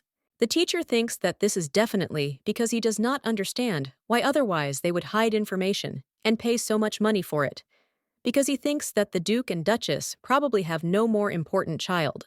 The man believes that this is a great opportunity for him because if he has experience teaching the prince, then all the aristocrats of the capital will fight to hire him. Lockhart believes that he can finally fulfill his dream. The butler informs the gentleman that the Duke and Duchess have not finished another meeting yet, and so he will have to wait for some time. He assures that everything is fine, as he arrived an hour earlier, and so will wait as long as necessary. And the butler thanked him for his understanding and said that the child really wanted to say hello to his tutor and asked if he didn't mind. Hearing this, Lockhart agreed, and at that time thought about whether it was okay to meet the prince in advance. But when he saw the girl, he was surprised, and the little lady said that her name was Clarissa, and she was glad to meet her teacher. The man thought about how he needed to calm down, and then said that he was also glad to see her, and said that his name was Lockhart, and he would be her tutor, and so she could just call him Lockhart. She said that then he could also call her by her first name. The teacher says that she is very kind, and at that time he thought that he was surprised that it was a girl, but from her behavior and grace, it is clear that royal blood flows in her, and he thinks that maybe she was raised like that, or she was a princess from the very beginning. The man thought that in any case, he should show this child everything he can do during these 3 days of trial lessons, and then he tells her to take care of him from tomorrow. After talking with the teacher, the girl went to look for Noah, and when she saw him, he asked if she had said hello to her tutor. The little girl answered that, although she was nervous because she was alone, but fortunately, he turned out to be very kind. Clarissa says that she is a little worried because classes start tomorrow, and she is wondering if she will succeed. The boy tells her not to worry because he believes that all a teacher needs from a student is a desire to learn. The little girl says that she is not as smart as Noah, and the teacher can hold classes with her tomorrow, and say that he does not want to teach her because she understands that the Duke was able to find him, even despite difficult times. But the boy assures that this will not happen because he believes that any person would like her if he got to know her better, and therefore suggests simply doing the same as usual. The next day, the main character was looking forward to meeting the teacher, but when she saw him, she thought that he was in a bad mood today and remembered that yesterday he was definitely kinder. Lockhart asks what she's doing and then says it's time to start classes. And at that moment, the girl thought that she was wrong, and she still can't believe it. The teacher was told that this girl was the last princess of dreams, and he thought that if he had known about this from the very beginning, he would never have come here. Lockhart thought that the war with the Dreamers that happened not so long ago, and instead of him, his younger brother went to it. And since unprecedentedly few people died in it, he believed that his younger brother would return safe and sound, but only his body immersed in eternal sleep returned. The man remembered that he heard one thing from his colleague, and the one who took his brother's life was the Prince of Grezekai. He believes that the brother of this child killed his younger brother, but the difference is that his brother died, and his sister is alive and well, and therefore he will never forgive her. However, the teacher convinces himself that this does not matter, because he knows that this child will die anyway, and he just needs to teach her half-heartedly, and then in 3 days he will be fired. Clarissa asks the teacher if he can begin the lesson. He suggests starting with learning to write her full name, and when the girl wrote and he read, he saw her older brother and his younger brother before his eyes. And then he asks if the lady can write her brother's name.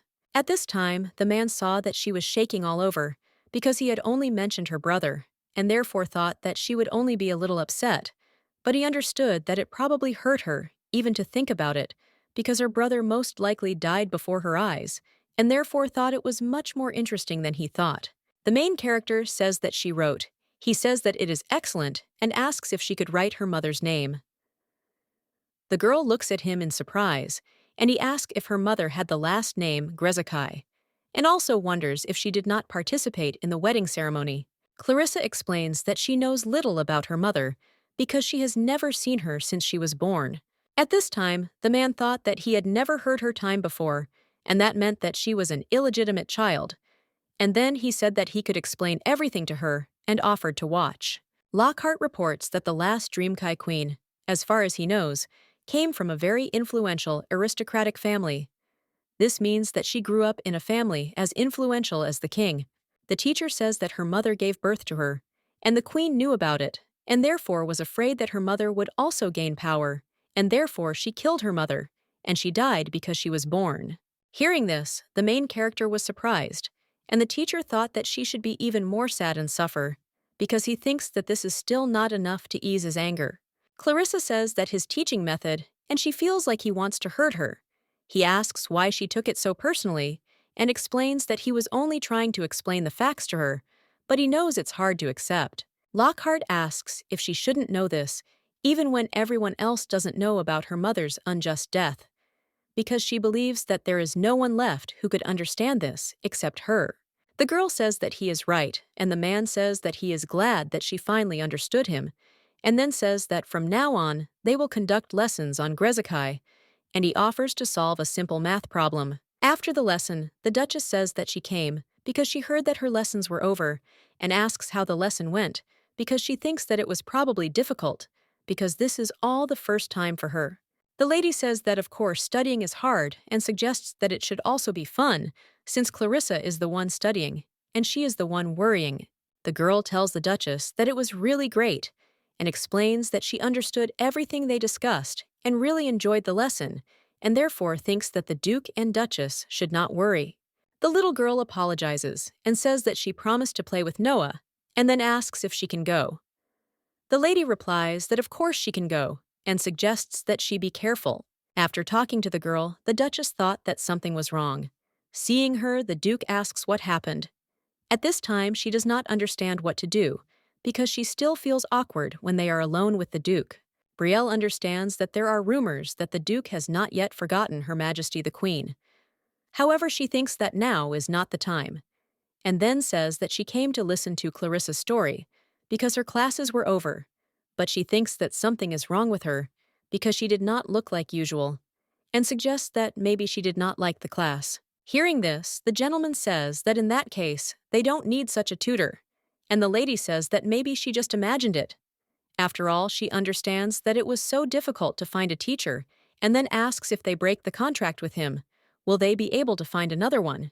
The Duchess explains that she does not want to limit Clarissa's education just because of her misunderstanding. Max says that if that is the problem, she does not need to worry. The Duke reports that today, His Majesty responded to their request and shows the letter. He says that this is not quite what he wanted, but if it is true, then there will be no more problems with finding teachers. Having heard this, The lady does not understand what he is talking about. But when she read the letter, she was surprised. The next day, the tutor offers the girl to talk about taxes. He suggests looking closely at the figure, because it says that the taxes collected by the royal family from Grezekai from each region were converted into gold coins and including money for harvest and raw materials. Lockhart wrote down the total amount, which was converted into the total output of each region. The little girl insists that the sum doesn't add up. He says that's true, and then asks if the taxes collected by the royal family aren't more than the output supplied. The teacher says that the reason why this happened is very simple, because the royal family and the aristocracy used taxes for their own needs. Therefore, the common people could not afford to buy even food, and children born in ordinary families were sold into slavery. Hearing this, Clarissa says that this is very terrible, and the tutor agrees with her, and then claims that it was her family who did all this. Lockhart says he doesn't blame her, and then asks if she isn't the last surviving member of the royal family. He believes that the girl is also responsible for this, and that is a fact. At this time, the main character thought that the teacher was right, and although no one knew about her origin, the fact was that she was a princess of dreams. Clarissa asks the teacher if she can somehow pay back all these people. Hearing this, he thought that she is easy to control, and then answers that, of course she can. But at that moment, a pebble hits him in the mouth, and he could no longer say a word. The tutor looked out the window and saw the boy who threw a pebble at him. He asked in surprise who this child was and what kind of strange mask he had on his face. The girl turns to him and reminds him that he promised to sit quietly during her classes. Noah claims that he did sit quietly, but even when the teacher started poking his nose into matters that had nothing to do with the state exam, and then asks if he wasn't patient enough, the boy says that he should be ashamed for neglecting his duties as a teacher. Hearing this, Lockhart says that he is an arrogant child and then grabs him by the shirt. The girl tells the gentleman to calm down, and he pushes her and screams for her to get lost. The teacher asks how a small child dares to lecture an adult, and then touches his mask and takes it off. And when he saw his face, he asked in surprise what was wrong with him. At this time, the main character thought that she does not see Noah's face at all, and the teacher screams, calling him a monster. He turns to the girl and says that it is all because of her, and says that if he knew that he would teach her, he would never have come here. The man screams and asks how she even dares to think about the state exam. He claims that there are people who died unjustly because of the Grezekai royal family, and then asks how she plans to live so shamelessly. The teacher thinks that she should live the rest of her time in atonement and suffering, and then he leaves the office. Noah helps the girl up and asks if she's okay. Then he says that he simply has to tell the Duke about this because he believes that she shouldn't allow herself to be treated like that. Clarissa says that the teacher was right, because it doesn't change the fact that she is the princess of a sinful country. And when she thinks about the people who suffered at the hands of her family, she thinks that maybe she doesn't deserve to live as well as she does now in Sheridan. The boy claims that the princess was definitely born in the lands called Grezekai, and believes that this should not bind her. However, after all, any person can leave the lands where he was born and live happily if he has the desire to move on. The main character thanks the guy for such words, and then asks if he is trying to calm her down. He explains that he says this because in her place, he would do exactly the same, and then says that she has no such obstacles. The girl realized that the barrier was his mask, and then said what the teacher said. Noah interrupts her and says that she has nothing to worry about because he is already used to it, and then says that, in some sense, he really is a monster. Hearing this, Clarissa screams and insists that he should not say that again, because he is not a monster, and he says that the girl did not see his face. The main character explains that he doesn't really show it, and therefore believes that she has no other choice, and asks if she can take a look, but if he doesn't want to, then she doesn't insist. Noah says that on his face is the curse of his mother, but he never saw her, but people said that she was a powerful sorceress that everyone was looking for, and she was the only master of golems. The boy says that apparently she, like other sorcerers, was overcome by a thirst for research, and she transplanted the golem into her own child, and so he was born neither a man nor a golem, but a real monster. Noah explains that, to his mother, he was just another experiment. Hearing this, Clarissa screams and objects, then explains that, of course, she doesn't know much about his mother, but she certainly didn't think of him as an experiment, and she thinks she definitely loved him. The girl says that if his mother really abused him for this reason, then she must be a very bad person. The boy says that she is the only one who said something like that about his mother because everyone does nothing but idolize her. Noah asks the princess if she wants to see his face. She says yes, if he doesn't mind. And the boy says he thinks he can show her, and then asks if she's scared. Then he shouldn't force her. She assures him that she's not scared at all, and promises that she won't be scared. The boy says that he will close his eyes so that the princess can see everything, and at that moment, he thinks that he can't believe that he himself suggested doing this. But now he feels uncomfortable. He is even afraid that she might be afraid of him, and then he takes off his mask. Clarissa says with delight that it is very cool and claims that it is very beautiful. Hearing this, the boy is surprised, and the girl asks if she can touch it once, because she thinks it is very beautiful. The guy screams and tells her not to make fun of him, then asks what's so beautiful and claims that she's just awful. The main character touches his face and says that he is really beautiful. She says that she understands that he suffers, because he is different from others, but she likes that. The stones on his face sparkle like jewels. Noah looked at the girl in surprise and said that she really is strange, because he can't believe that she likes what others are afraid of. The girl says that she does not understand those who are afraid, and believes that they simply do not know what beauty is, because these are the most beautiful and incredible stones that she has ever seen. A few minutes later, the main character saw that the boy had put the mask on again, and then asked in surprise why he had done that. Noah said that was all for today. Clarissa says that she wants to see more, and he assures that it is enough for today, and if she wants, he will show her next time. After all, no one except her has seen this face. The main character excitedly asks if she can touch the stones on his face next time. He replies that no problem. At this time, a maid comes into the room and asks the girl if everything went well today, and then says that her lord is the count and wants to tell her something. Hearing this, the girl got scared because she thought that something had happened. At this time, the teacher was collecting his things and thought that this was a curse, and all because of this captive and this monster. He thinks that he needs to urgently leave this cursed suburb. The butler asks Mr. Lockhart, and at this time, the man thought that Clarissa had already told the Duke about what happened today, and he did not know what excuse to come up with. The butler asks the teacher if he is free this evening, and then informs him that a very important person has decided to come to this estate today, and a banquet is scheduled for this evening. And the Duke and Duchess have said that they would like to see him there. Lockhart asks who the important person is that is coming. The servant replies that he was not listening carefully, and they said he was from the royal family. At this time, the teacher thought that he could dine with the royal guests, and considers it a one-in-a-million opportunity. The butler asks if he can say that the master will be there too. The teacher replies that he will, of course, read it as an honor and will definitely come, and then asks if Clarissa said anything about the lesson today. The butler says that he did not hear anything specific, and then asks if something happened. Lockhart thought that he couldn't miss the opportunity to sit at the same table with royalty, and thought that, if he was careful, he would be on the road to success. However, he was a little uneasy about Clarissa and that child, and thought that everything was fine because he had prepared everything in advance. The teacher came to the girl and apologized, and also asked her not to tell the Duke about what happened because he thinks that he is not so busy, and then asks if he will be angry if she bothers him with such trifles.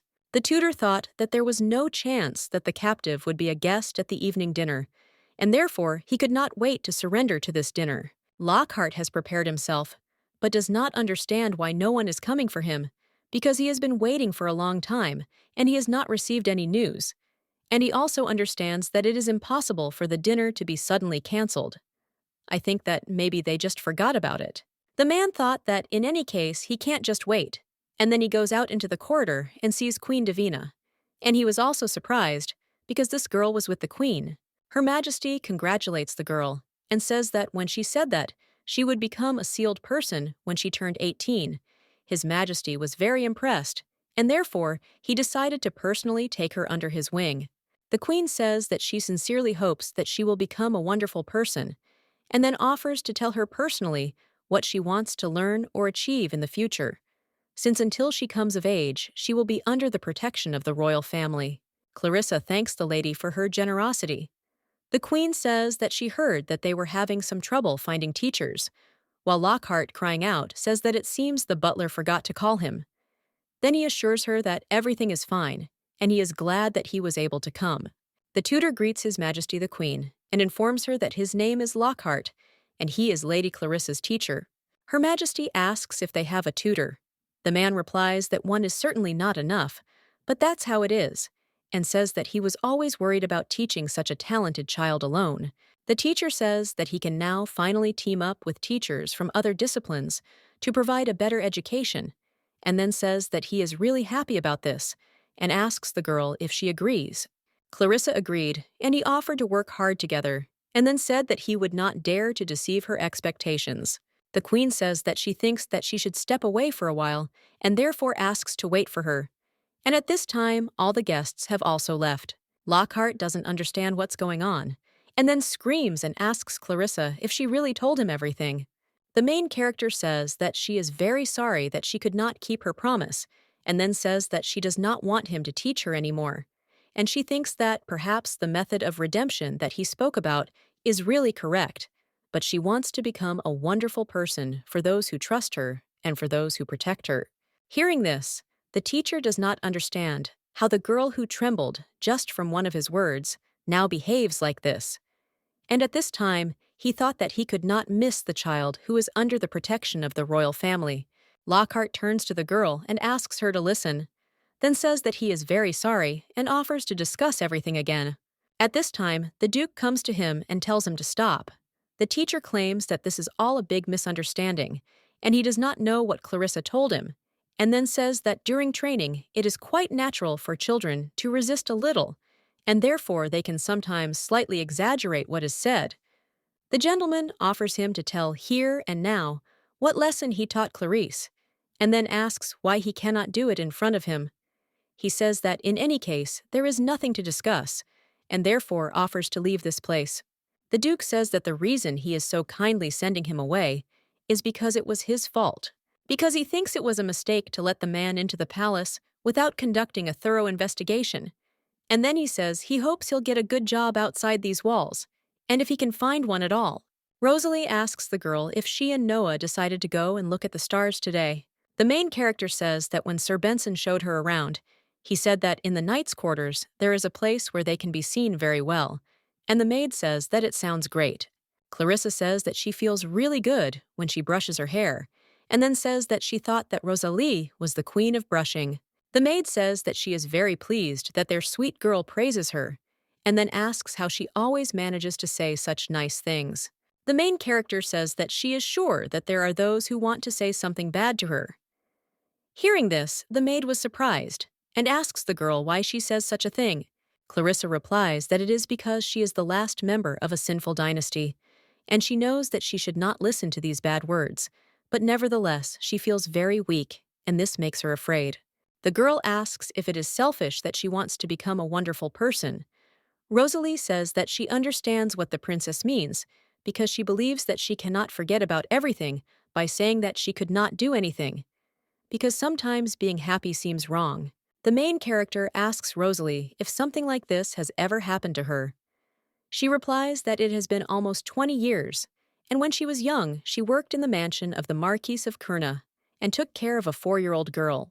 But one night, when she was not around, the girl who was sleeping in her room was kidnapped. And all this was so carefully thought out that even the knights did not suspect anything. Rosalie noticed this too late and was never able to find her. Hearing this, the main character cannot believe that something like this happened to the maid. And the woman says that she still cannot forgive herself for that day, because she believes that she should not have stayed up all night and been near her. And if something like this happened again, she would have done so. Clarissa takes the woman by the hand and assures her that it is not her fault, since she herself said that even the knights did not notice anything. The girl says that even if Rosalie had been there, she still wouldn't have been able to deal with these kidnappers on her own. The maid says she knows, but the pain of letting it happen is so excruciating that she can hardly bear it. That wonderful silver hair and eyes the color of the sky. And if she could only see her again, she would be incredibly happy. Hearing this, the little girl was surprised, because it seemed to her that this girl who disappeared looked like a duchess. The maid dressed the girl and said that it was quite chilly at night, and therefore she should take care and be sure to wear a coat and hat, so as not to catch a cold. Clarissa asked Rosalie, before leaving, if she wanted to hug her. Hearing this, the woman smiled and then hugged the girl, and she thanked her. Before this, the main character always wondered if it was selfish for her to want to become a wonderful person. But after Rosalie told her story, she realized that despite the fact that she carries the pain of the past, she still has enough strength to live a full life. The girl believes that such a person simply cannot be selfish, and therefore she too will become a wonderful adult when she turns 18. Clarissa thanks the woman and says that she is the best teacher she could ever have. And Rosalie asks where such a good child came from, because she is sincerely grateful to her for such words. When Clarissa saw the Duke and Noah, she asked in surprise if they had come together.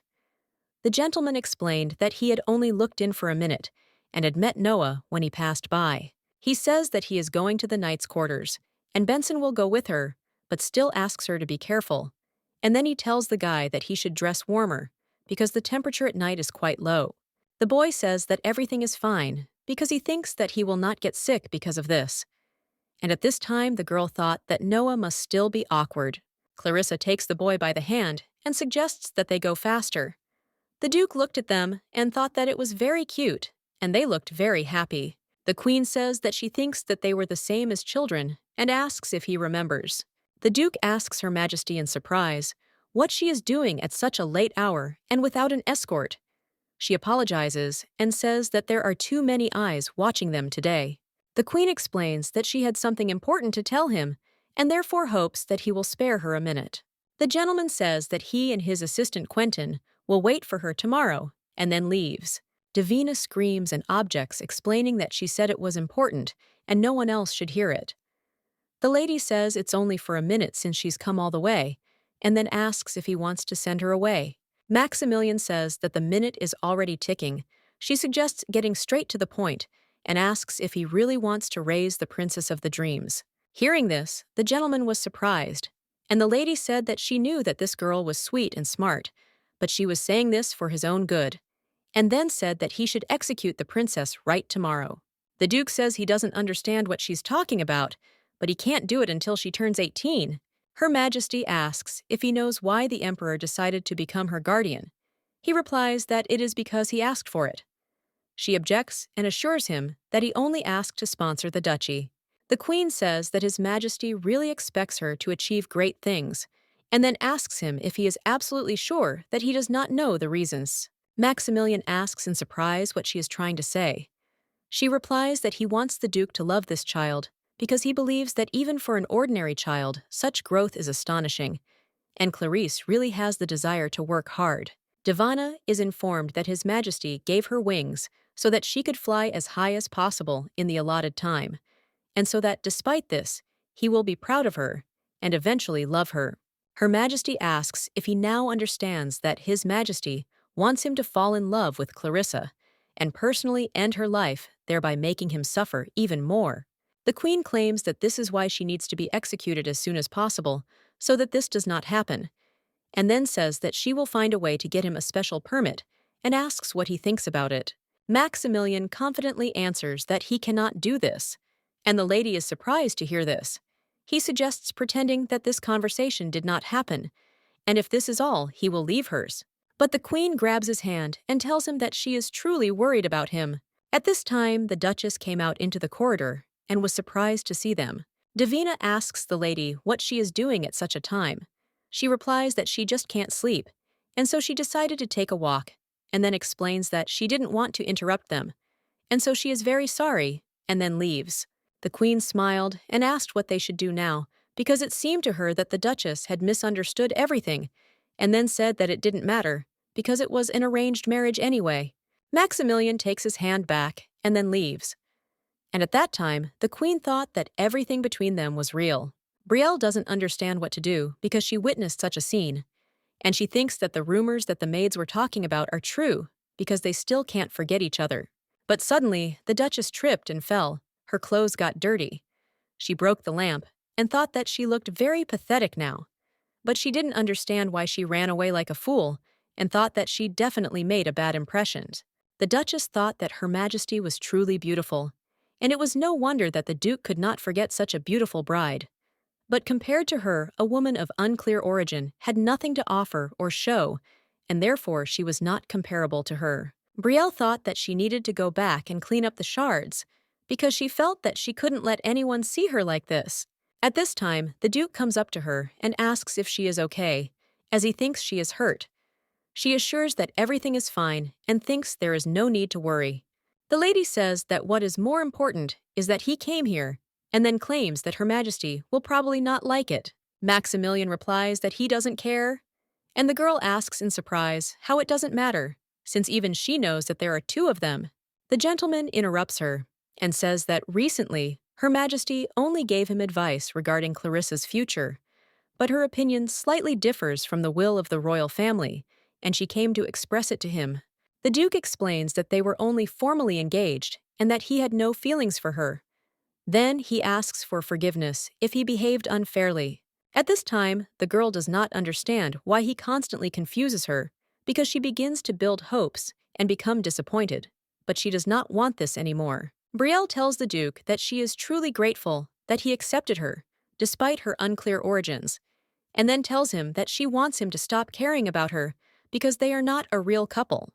The Duchess remembered the gentleman's words, that he planned to declare this marriage invalid and make her free in a few years.